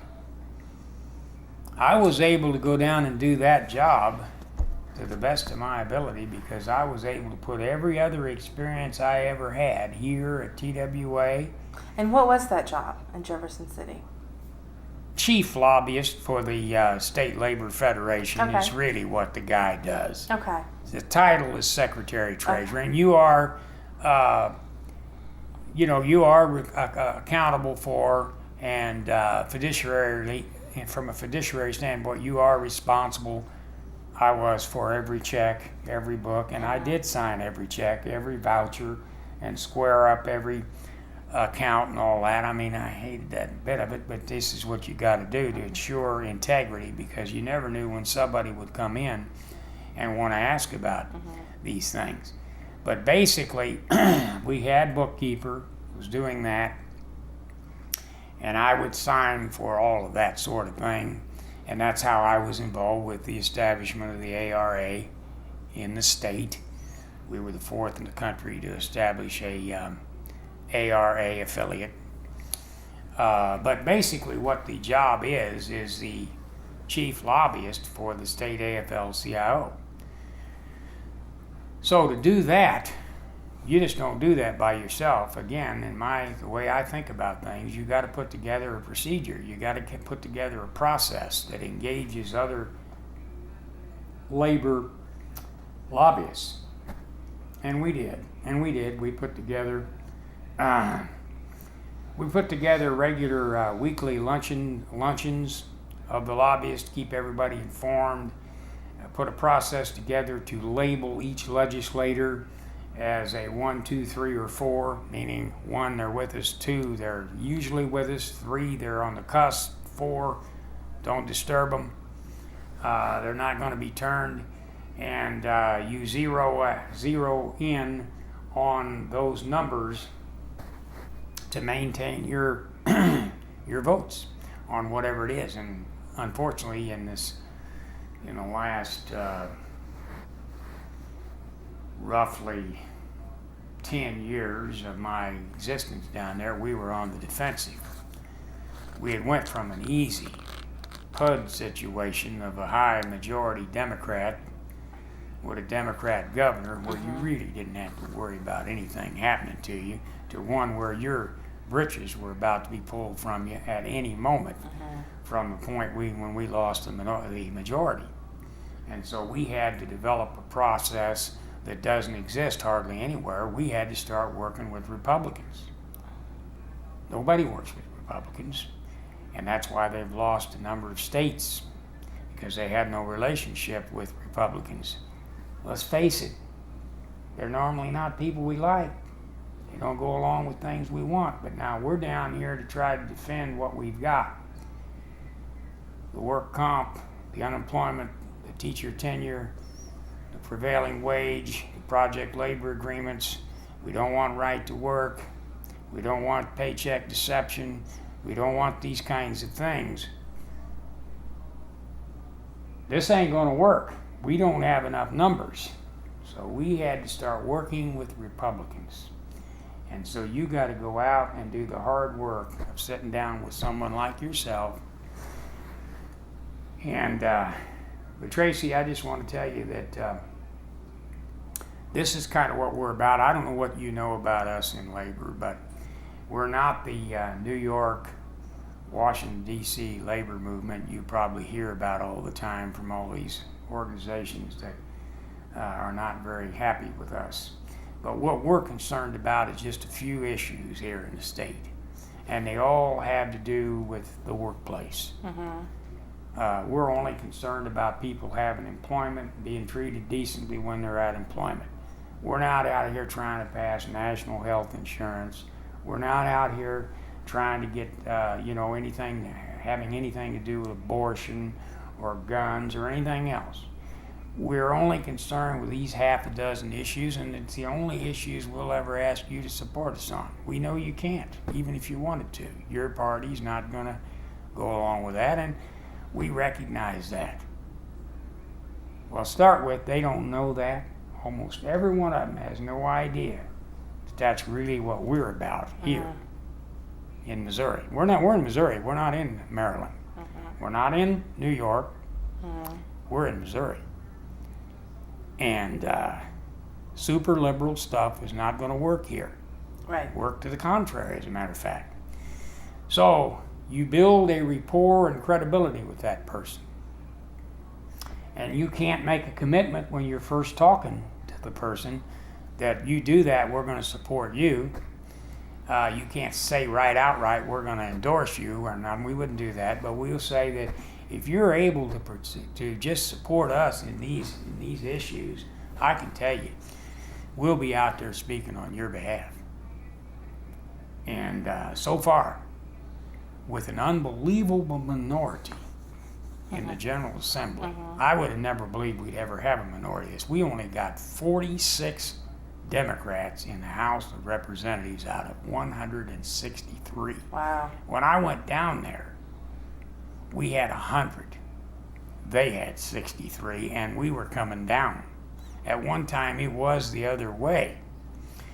And I don't know, we had at least 21 of the 34 Democrats in the Senate. That's when I went down there. And I'm always caution people that we didn't lose this for you, by the way. But our fortunes changed pretty soon after we got there, primarily due to term limits. But in any case, right today, next month, our state Fed and this movement that has accepted dealing with Republicans, and we had a hard time. I mean, these people were telling us, my daddy rolled over in his grave if he thought the AFL-CIO was out here supporting Republicans. What in the hell is going on here? And a lot of our people just can't accept it. Alex has a hard time accepting this. I mean, but I had a job to do down there for the people that sent me down there, and that is to protect what we had. And you got to forget all that other stuff. And they don't make you feel comfortable, you know, you're fraternizing with people that have never had any concern for you before. But it's worked. And here in September, with unbelievable numbers, they're going to sustain the governor's veto once again of open shop, which is what it is. And I never use the word that they use all the time, right to work. But they're going to sustain that veto, and we're going to defeat them again. And they are so frustrated with those majorities that they can't get this done. You can't even believe it. This memory card is about to run out, and I need to change it really quickly. So please hold your thought. So let's pick up where we left off. You were talking about having to Work with Republicans. Work with Republicans. And I know that next month they'll sustain that gubernatorial veto, and I believe in the next session, where they'll be outgunned again, incredibly, in the General Assembly down there, that if they pass the open shop bill again, the governor, Nixon, our friend, will veto it again, and they'll sustain it again. Now, what will happen after that election, we don't know, because we have a gubernatorial election. If you had a Republican governor, you're obviously in trouble. But long story short, we have stopped paycheck deception. We have stopped the open shop. We have stopped the loss of teacher tenure.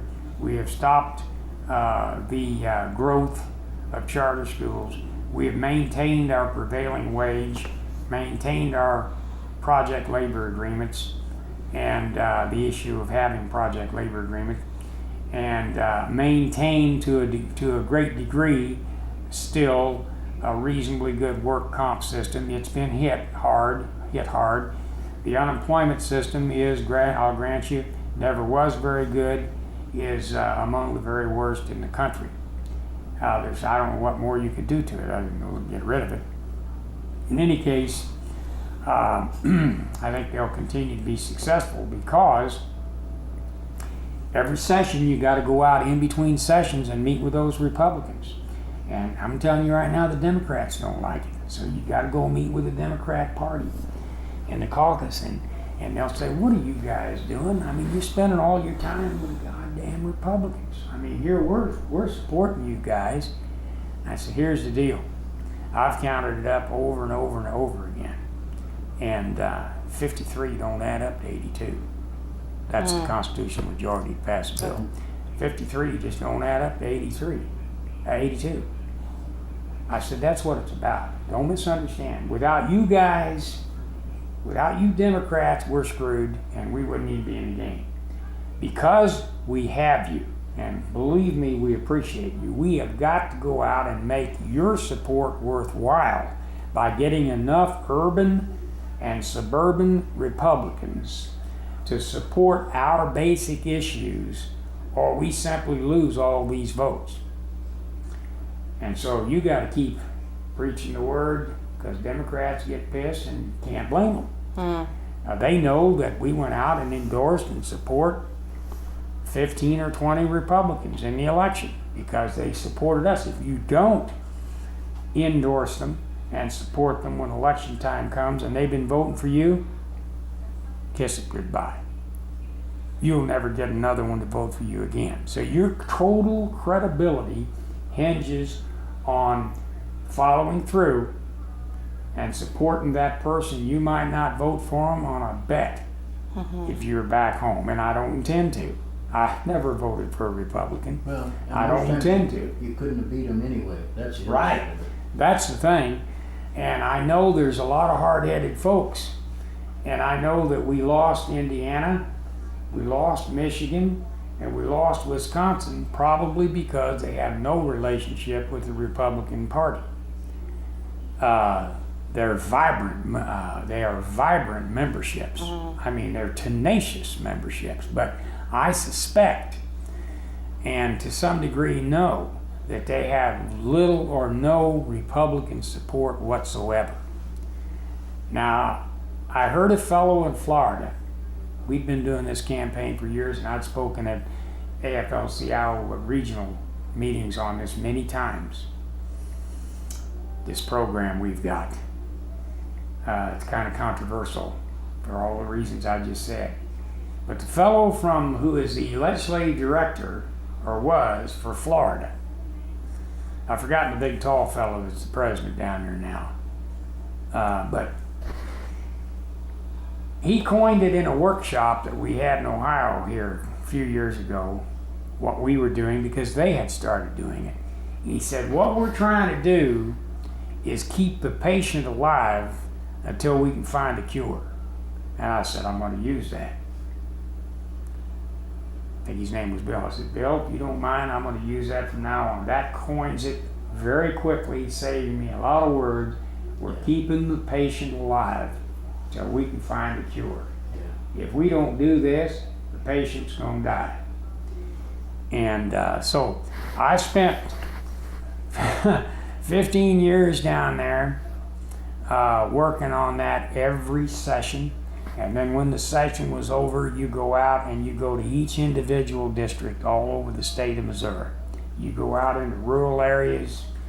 I've been up in the St. Joseph area surrounding St. Joseph because there's a few of them up there that we do get their vote on, and we did get their vote this time. Yeah. The old ex-sheriff is one of them. Hagden, yeah.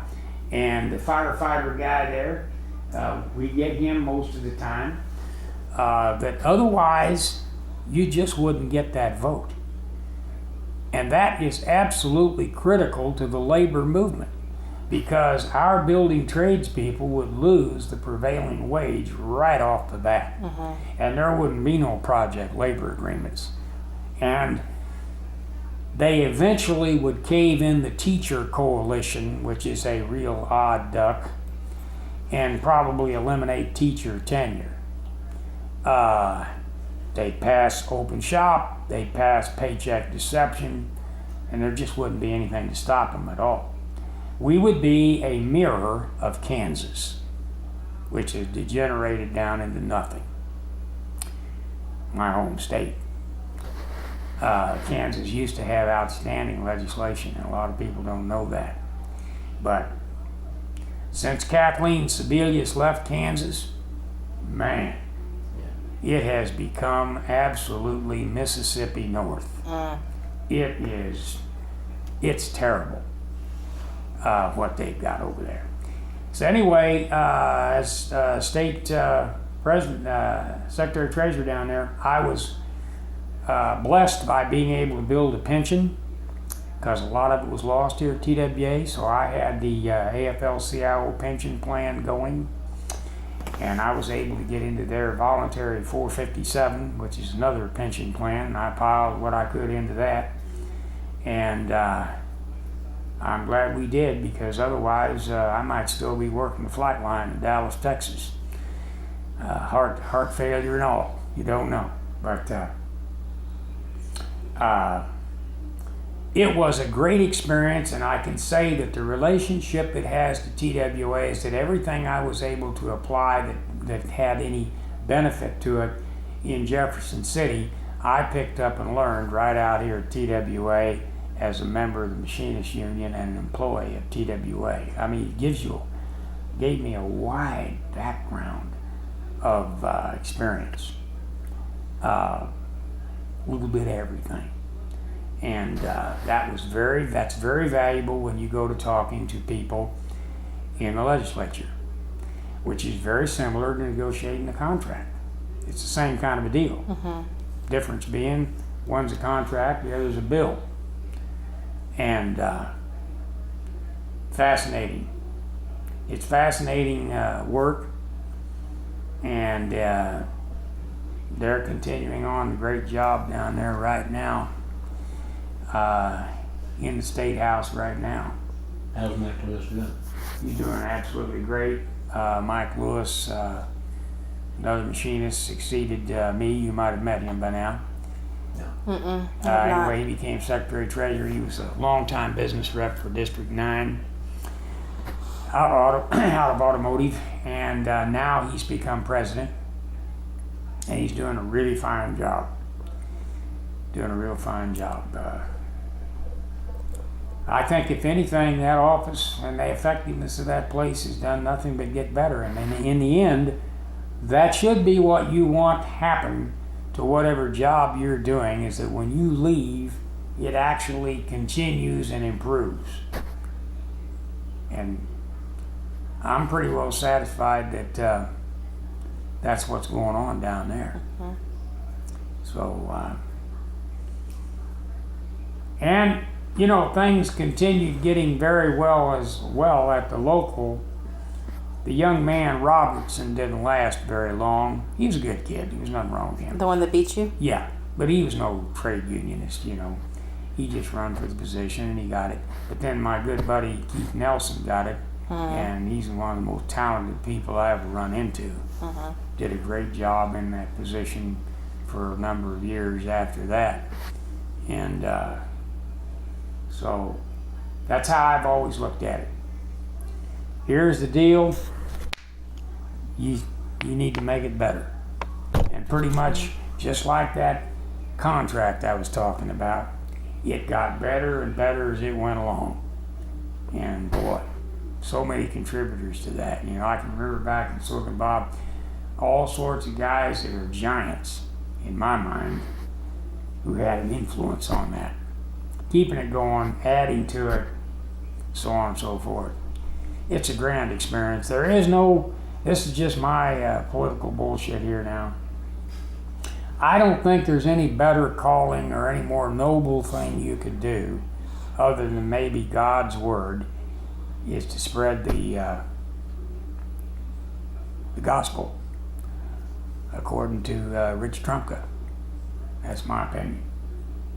Right now it's Rick Trumka. Yeah. I don't really think there's any other calling that's better. You get to go out there and there's no other profit in the game. There's nothing in the game other than you're representing somebody that needs representing. I'll never understand why anybody can't see the good of having that capacity. There it is. We're live and well. Well, it sounds like you're wrapping up, but I want to ask you, is there anything that we didn't talk about today that you want to... We pretty well have covered the waterfront of TWA and my experience there. And with the Machinist. And with the Machinist. Now, was Herb the one that you said would have some Eastern stories? Well, we got over into the Eastern Battle in 1989. Because Eastern is an ongoing favorite topic of mine. Well, if you don't, if here's you what I'm could so indulge proud me. of there. Okay. They had a small hub up here, and we really didn't have any association with them before their issues come up. They were mechanics out there, we were mechanics in here, and this Frank Lorenzo thing come up. We had our Icon battle, so we were used to battling. We were how do you say that? We were battle tested, whatever, having come through the Icon thing, somewhat with Lorenzo as well, part of it, and then of course we knew that he had Eastern. And so this local took on the job of supporting that local and those people unbelievably when they had that strike. We started taking up a collection of which Bob did all the collecting, and we were getting $20 a week Every other week. or whatever it Every was. payday. We were getting $20 Out of every member. every member. Wow. And we accumulated, this is where those figures get up there. $429,106. I had one time that had it up there close to 600. Did you just say the exact number? Yeah. Exactly. 409,000. No, $429,000. $106. I had, said $500,000 a time or two here and there. That we gathered, I'll just put it the way I put it to other people. We collected now, listen up, we collected $500,000 Out of 1605. Out of from that 16. membership, 1650. and gave Oh, it, sorry, 1650. and gave it to those families to support them. That's pretty incredible. Yeah. They had people out on the system saying, how can I bid to Kansas City to be a striker? That's right. Yeah. Oh, I'm not surprised. I didn't know that, but I'm not surprised at that at all. And then, of course, we supported them in all their rallies, all their demonstrations, all their picketing. We shut this airport down. I mean, Really? we closed that airport. Herb went to jail over it. Oh, Yeah, there's been a couple of. so y'all couple went incidents. into the I never terminal? mentioned that very much, but Yeah, you don't even talk about that. Just leave that alone, Herbie. we shut that airport down. We had This is when you were president, right? Yes. Okay. We had a contract with the city, a permit to march out there, and we did it proper. And we went out and a couple of times we shut that airport down. One time was the flight attendants. Yeah. But the second time was the Eastern deal, and they were going to reopen the Scab airline. The Eastern was going to reopen out there in Terminal A. And so we had a rally. The Midwest Territory Machinists were meeting downtown, as I recall, and they were going to come out here. They had 300 or 400 people there, and they were going to come out here, and we were going to clear out the overhaul base, bring the overhaul base over, and get the Ford plant over in Clay Como, which now is up to 7,000 today. I told That her time they had about 4,000. They have grown to an unbelievable size. In any case, that we would be out there. So we gathered out there in the lot. We had the speeches and all that took place beforehand and all. And they had arranged an elaborate thing to reopen this carrier. I mean elaborate. They had champagne, cake, and they wanted to have a band. A failing airline had champagne and cake? Yes. And they wanted to have a band, and we screwed that up. We kept the high school from agreeing to do it once they found out it was a labor dispute. Really? Yeah, they were going to have, so they had piped in music instead. As they were going to open up and fly again as Eastern Airlines Scab. And we showed up out there, and the waves from the overhaul base just started arriving. As the shops in Building 1 would empty out, hundreds and hundreds of guys. Then the overhaul, the hangar would empty out. Then Building 2 shops, then engine overhaul. I mean, thousands of machinists out there. And then not too long thereafter, because they were over in Clay Como, the Ford plant came out. We absolutely stopped the entire airport operation there in that terminal. Had it locked down. There was no way that they were going anywhere. Is that the one when Lane Kirkland come in too? I think he was. I got pictures. He might have been there early on that one. I've got pictures of that too. But I was on that megaphone all day long, and others yelling in that megaphone. Scab. And y'all were inside the outside the doors had opened, you know, and we kept the doors open all the time. Scab, Eastern Scab, don't fly a Scab airline, Scabs. I mean, it was continuous all day long. This wasn't just a few minutes. It was continuous. I mean, you know, people hated our guts for this, you know, and the cops did too, you know, and they couldn't do anything about it. We were obeying the law, and then during the course of the day, we absolutely ruined their whole party. I mean, high school wouldn't show up. We had a prayer vigil out there in the middle of this thing, out in front of where they had their counter and everything like this. Everybody's kneeled down praying. The preacher was over here praying. Oh, it was an absolute flop beyond belief. The people stopped coming in, you know, pedestrians, and we couldn't block them from coming in. We just simply tell them, you know, they fly scabs, and then first thing you know, a bomb phone call scare came in. And thank God we had a recording of the cop telling me they had received a bomb scare, because he blamed it on me later. So I started blabbering about it. You know, there's been a bomb threat. You don't want to fly an airplane with a bomb threat. Is it going to blow up at 30,000 feet? It was on the airplane that come in is what it was. Yeah. And then they moved the damn airplane hood and followed it around the terminal telling them, here's the bomb. So They arrested him. kept just hammering away at him. I mean, scabs, Eastern flies, scabs. That carried on there about this bomb and what's going to happen? I mean, is the airplane going to blow up at 20,000 feet? Who the hell is going to fly this airplane? Scab. We just keep this up. And then the crowd started thinning out. You know, the brothers had enough of this. They'd been out there all day. We had it shut down all day long. So along about 6 o'clock at night, why the numbers got down to the point where they got the word from somebody, take him.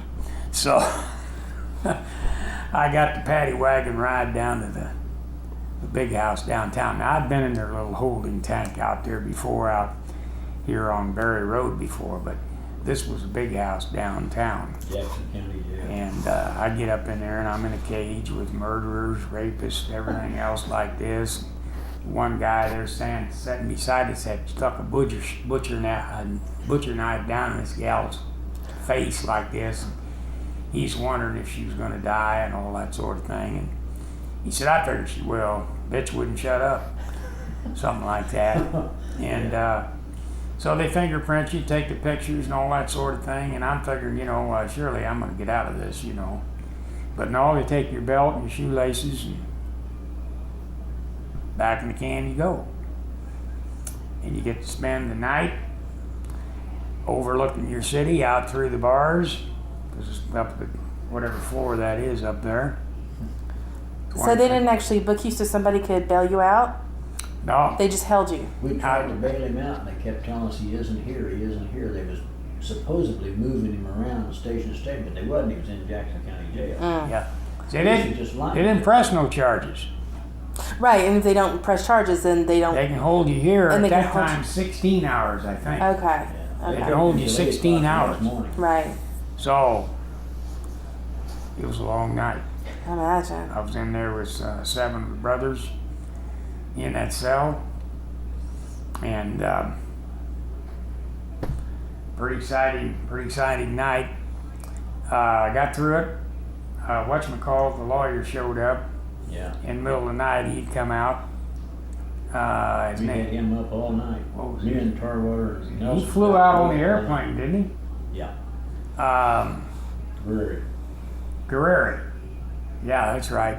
Over. I talked to him, and they wasn't able to get me out. I still hadn't been charged with nothing. Mm. And Federal. federal, see, this was all federal. Thank God this was before 9/11. I'd still be in there. I'm quite sure I'd still be in there today. But anyway, I ended up, after that was all over, went to a predetermination trial where you're never charged, you're never found guilty or nothing, and supposedly they expunged the record after so many years. And they did, because I got gubernatorial appointments after that, and it just shows that something happened on that date and there's no record of nothing.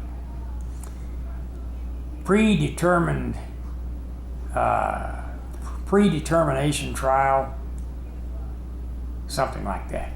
You got all that paperwork finally, didn't you? I do. I had it in my cabinet. And but I thought to myself when I was in there, I might have taken it just a little too far this time.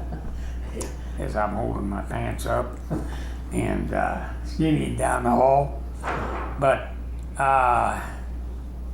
they won that deal. Of course, the carrier went out of business. So one of these stories where we won the battle but lost the war, ultimately at Eastern. It's unfortunate. Charlie Bryan was in here many times. We just treated him like gold. All of his business, all his general chairman. He passed away not too long Yeah. ago. Did he? Oh, yes. Yeah. Within the last year or so, I think, pretty recently. Yeah, About a he year was ago now. highly thought of as a fighting son of a gun, and which he was. And so we just treated them like our own. And many of them became close friends, after that was all over.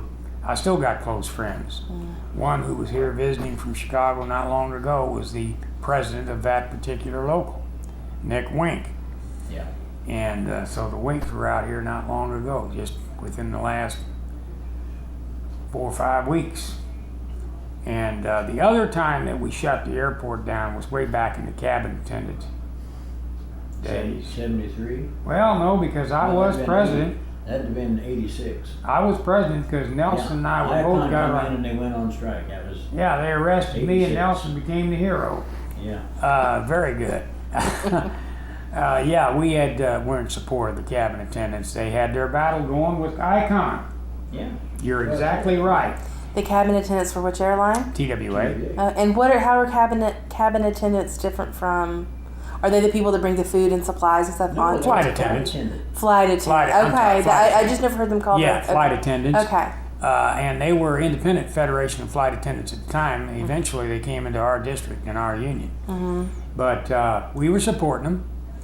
And we had another one of these rallies out there like that. And we had a contract, had an agreement here. We were marching 4 abreast, so many feet apart. And we pretty well had shut that TWA's Terminal B down at that time as well.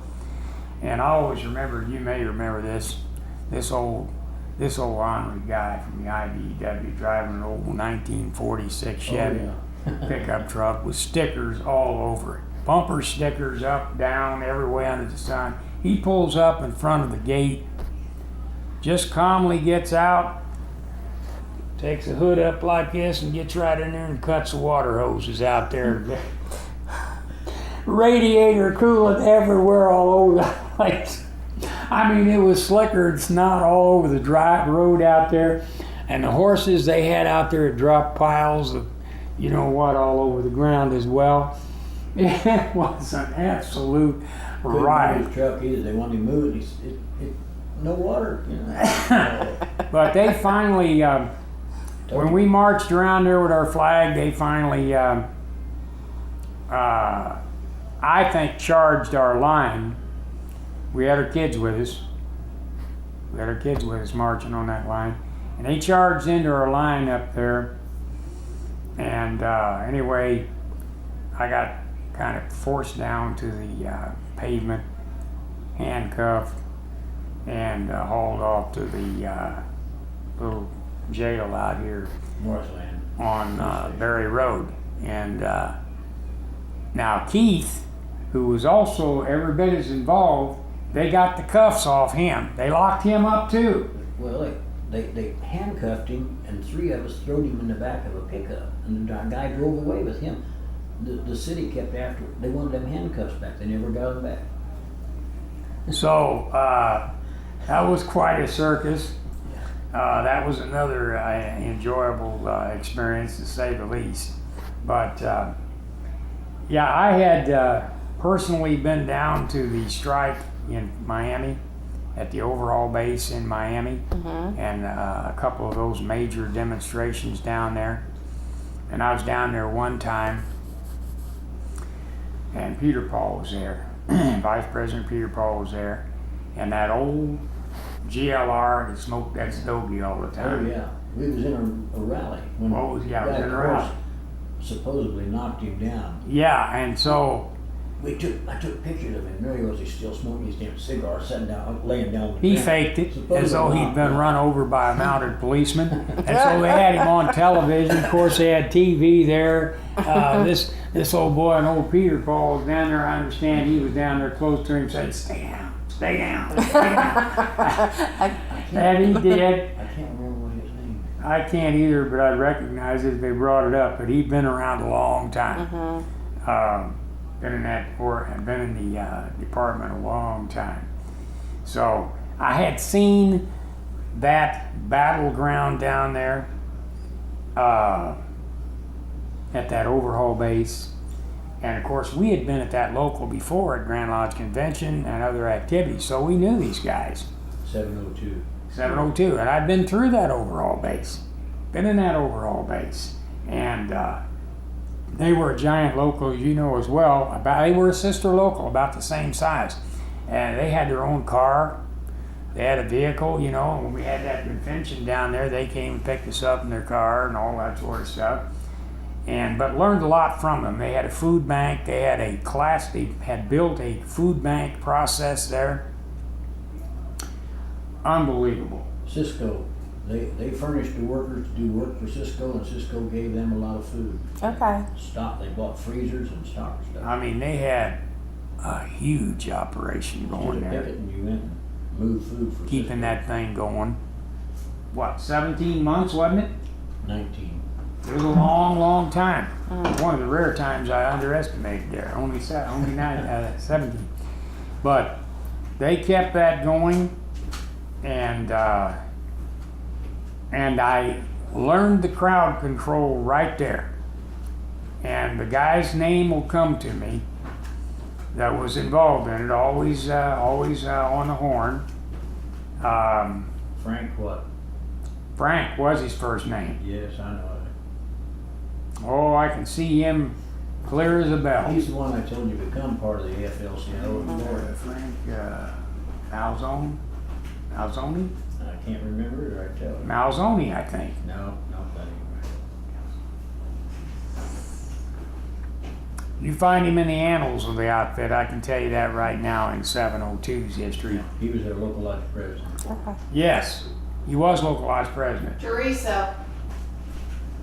No, well, not Teresa, but it is a name something similar. Yeah. Frank was his first name, and I can't say Mhm. his last name.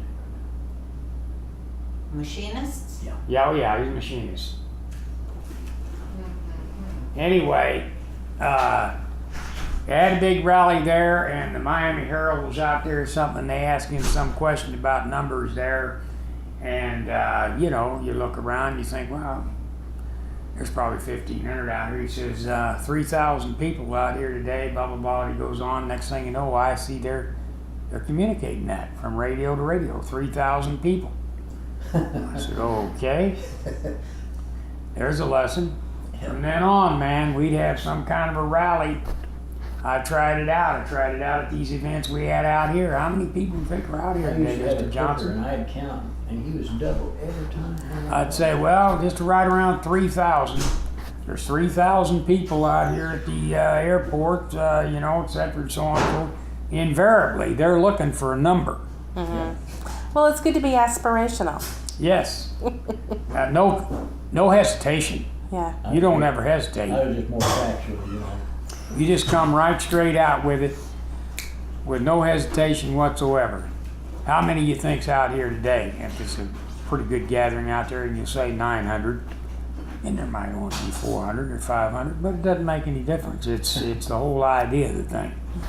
But they go to broadcasting it that way, and they did that day that we were out there, either in one of those deals at the airport, used that very tactic, and because they showed up with helicopters Well, one time the flight attendant from sat Leavenworth, from Fort Leavenworth. Really? You remember that? down, but I also remember the flight attendants doing the ones where they sat down on 29 and stopped. Oh, that really goes back. Yeah. That goes back into our youth, where we shut down I-29. Oh, wow. So we had a lot of great Laid down leadership. on the highway. Yeah. Flight attendants just stretched out. Traffic stopped. Miles and miles. The police couldn't get in. Yeah, no, we had a lot of good leadership to follow. That was who was the airline coordinator then? When Kerr was general chairman, and his buddy was the airline coordinator. Yeah. He came through the engine shop that time. Remember? Yeah, but Infamous fellow, came out of Northwest. But Was it Lee Pierce? no, not Lee No. Pearson. Okay. he was a general vice president. You're right. You're right. Yes, yeah. Okay. Lee is in town, by the way, up visiting Alex this week. Really? Yep. Yeah, he Huh. stops and sees Alex every now and then. Him Okay. and Alex is They best spent Big a of a few class, days. okay. They spent a few days up there on Alex's place. It don't matter, Herbie. You know, Yeah, I guess it we does. about beat this horse to death. But in any case, there were think so, Rob? examples of leadership Haven't I been, aren't you? by a principal individual then? people that all added up to something later. That it took all those people. It took all those people to kind of coin a term from Hillary. It took a village. It took them all. And that's why we were successful to the degree we were. A lot of people say, well, you weren't successful. The airline went out of business. Yes, it did, but I mean, we did everything humanly possible to keep it going, and ultimately, we kept our people employed. They went to American Airlines. There's still many of them working today. So they did not lose our employment. I remember telling somebody early on, when I was president, you know what our number one job is? Somebody had some constructive criticism. I'm sure it was constructive. Yeah. Our number one job is to keep your job. We don't have any other purpose. If you wind up with no job, we failed. That's all we're here for. So don't ever get to thinking we got anything else in the game. I mean, I make the same thing you do. Never made a dime more. Our only reason we're here is to keep your job. That's it. And we ended up doing that, now that I think about it, because we took them right into the where American, unwisely, they had no idea 9/11 was coming, but unwisely they took over the carrier in the spring of 2001, and a few months later, 9/11 happened. They would have gotten what they got out of TWA. They would have got on the scrap heap. And then they didn't even need the capacity once they got it, because the countries, everything went to pot for a long while. They didn't really even need the base, and they really didn't even need that hub, which is the only two pieces they wanted. Anyway, that's all I can tell you about TWA, except it's the oldest airline in the country. You already know that. I know a little bit. I don't know everything. Yeah. I'll say that anytime. I don't ever pretend to know everything. So. I appreciate what you're doing. I've had a little work with some of the archives down here at University of Missouri. It used to be called Southwest Missouri State, but now it's a full part of the university system. And they've got a labor archives down there, and I've sent a lot of our state federation stuff down there. And I have a lot of appreciation for how they can arduously go through that paperwork and read those letters from people and all that sort of thing, and put together in a way you would never ever get anything out of that. You'd never know that story. Right. We like to say that the archives are like thousands of voices that are just waiting to be heard. That's kind of how we describe it. That's a good way to put it. That because people think of archives as old and dusty and dead and the past and just sort of expired. Well, history is exciting as far as I'm concerned. I mean, I think it's pretty exciting, and so that kind of work that you're doing, I think, is well appreciated. I was just telling a friend of mine who was here before you got here. That's where our union was founded, in Atlanta, Georgia. And we had the first convention in the Atlanta State House. We have a photograph outside of the Capitol. He said, "Really?" He's from Alabama. He said, "Really? Is that true?" I said, "Yep. Yeah, they snuck down in the pit there and in the old railroad yards and created the organization." Yep. Well, I've enjoyed it. Well, I have too. I don't know if you have. No, I have. I've had a wonderful visit. Your old history. Well, let me thank you on the tape before I turn it off. Okay. I say tape. It's a digital recording. Thank you very much for your time today. Well, you're welcome. I'm happy to do it.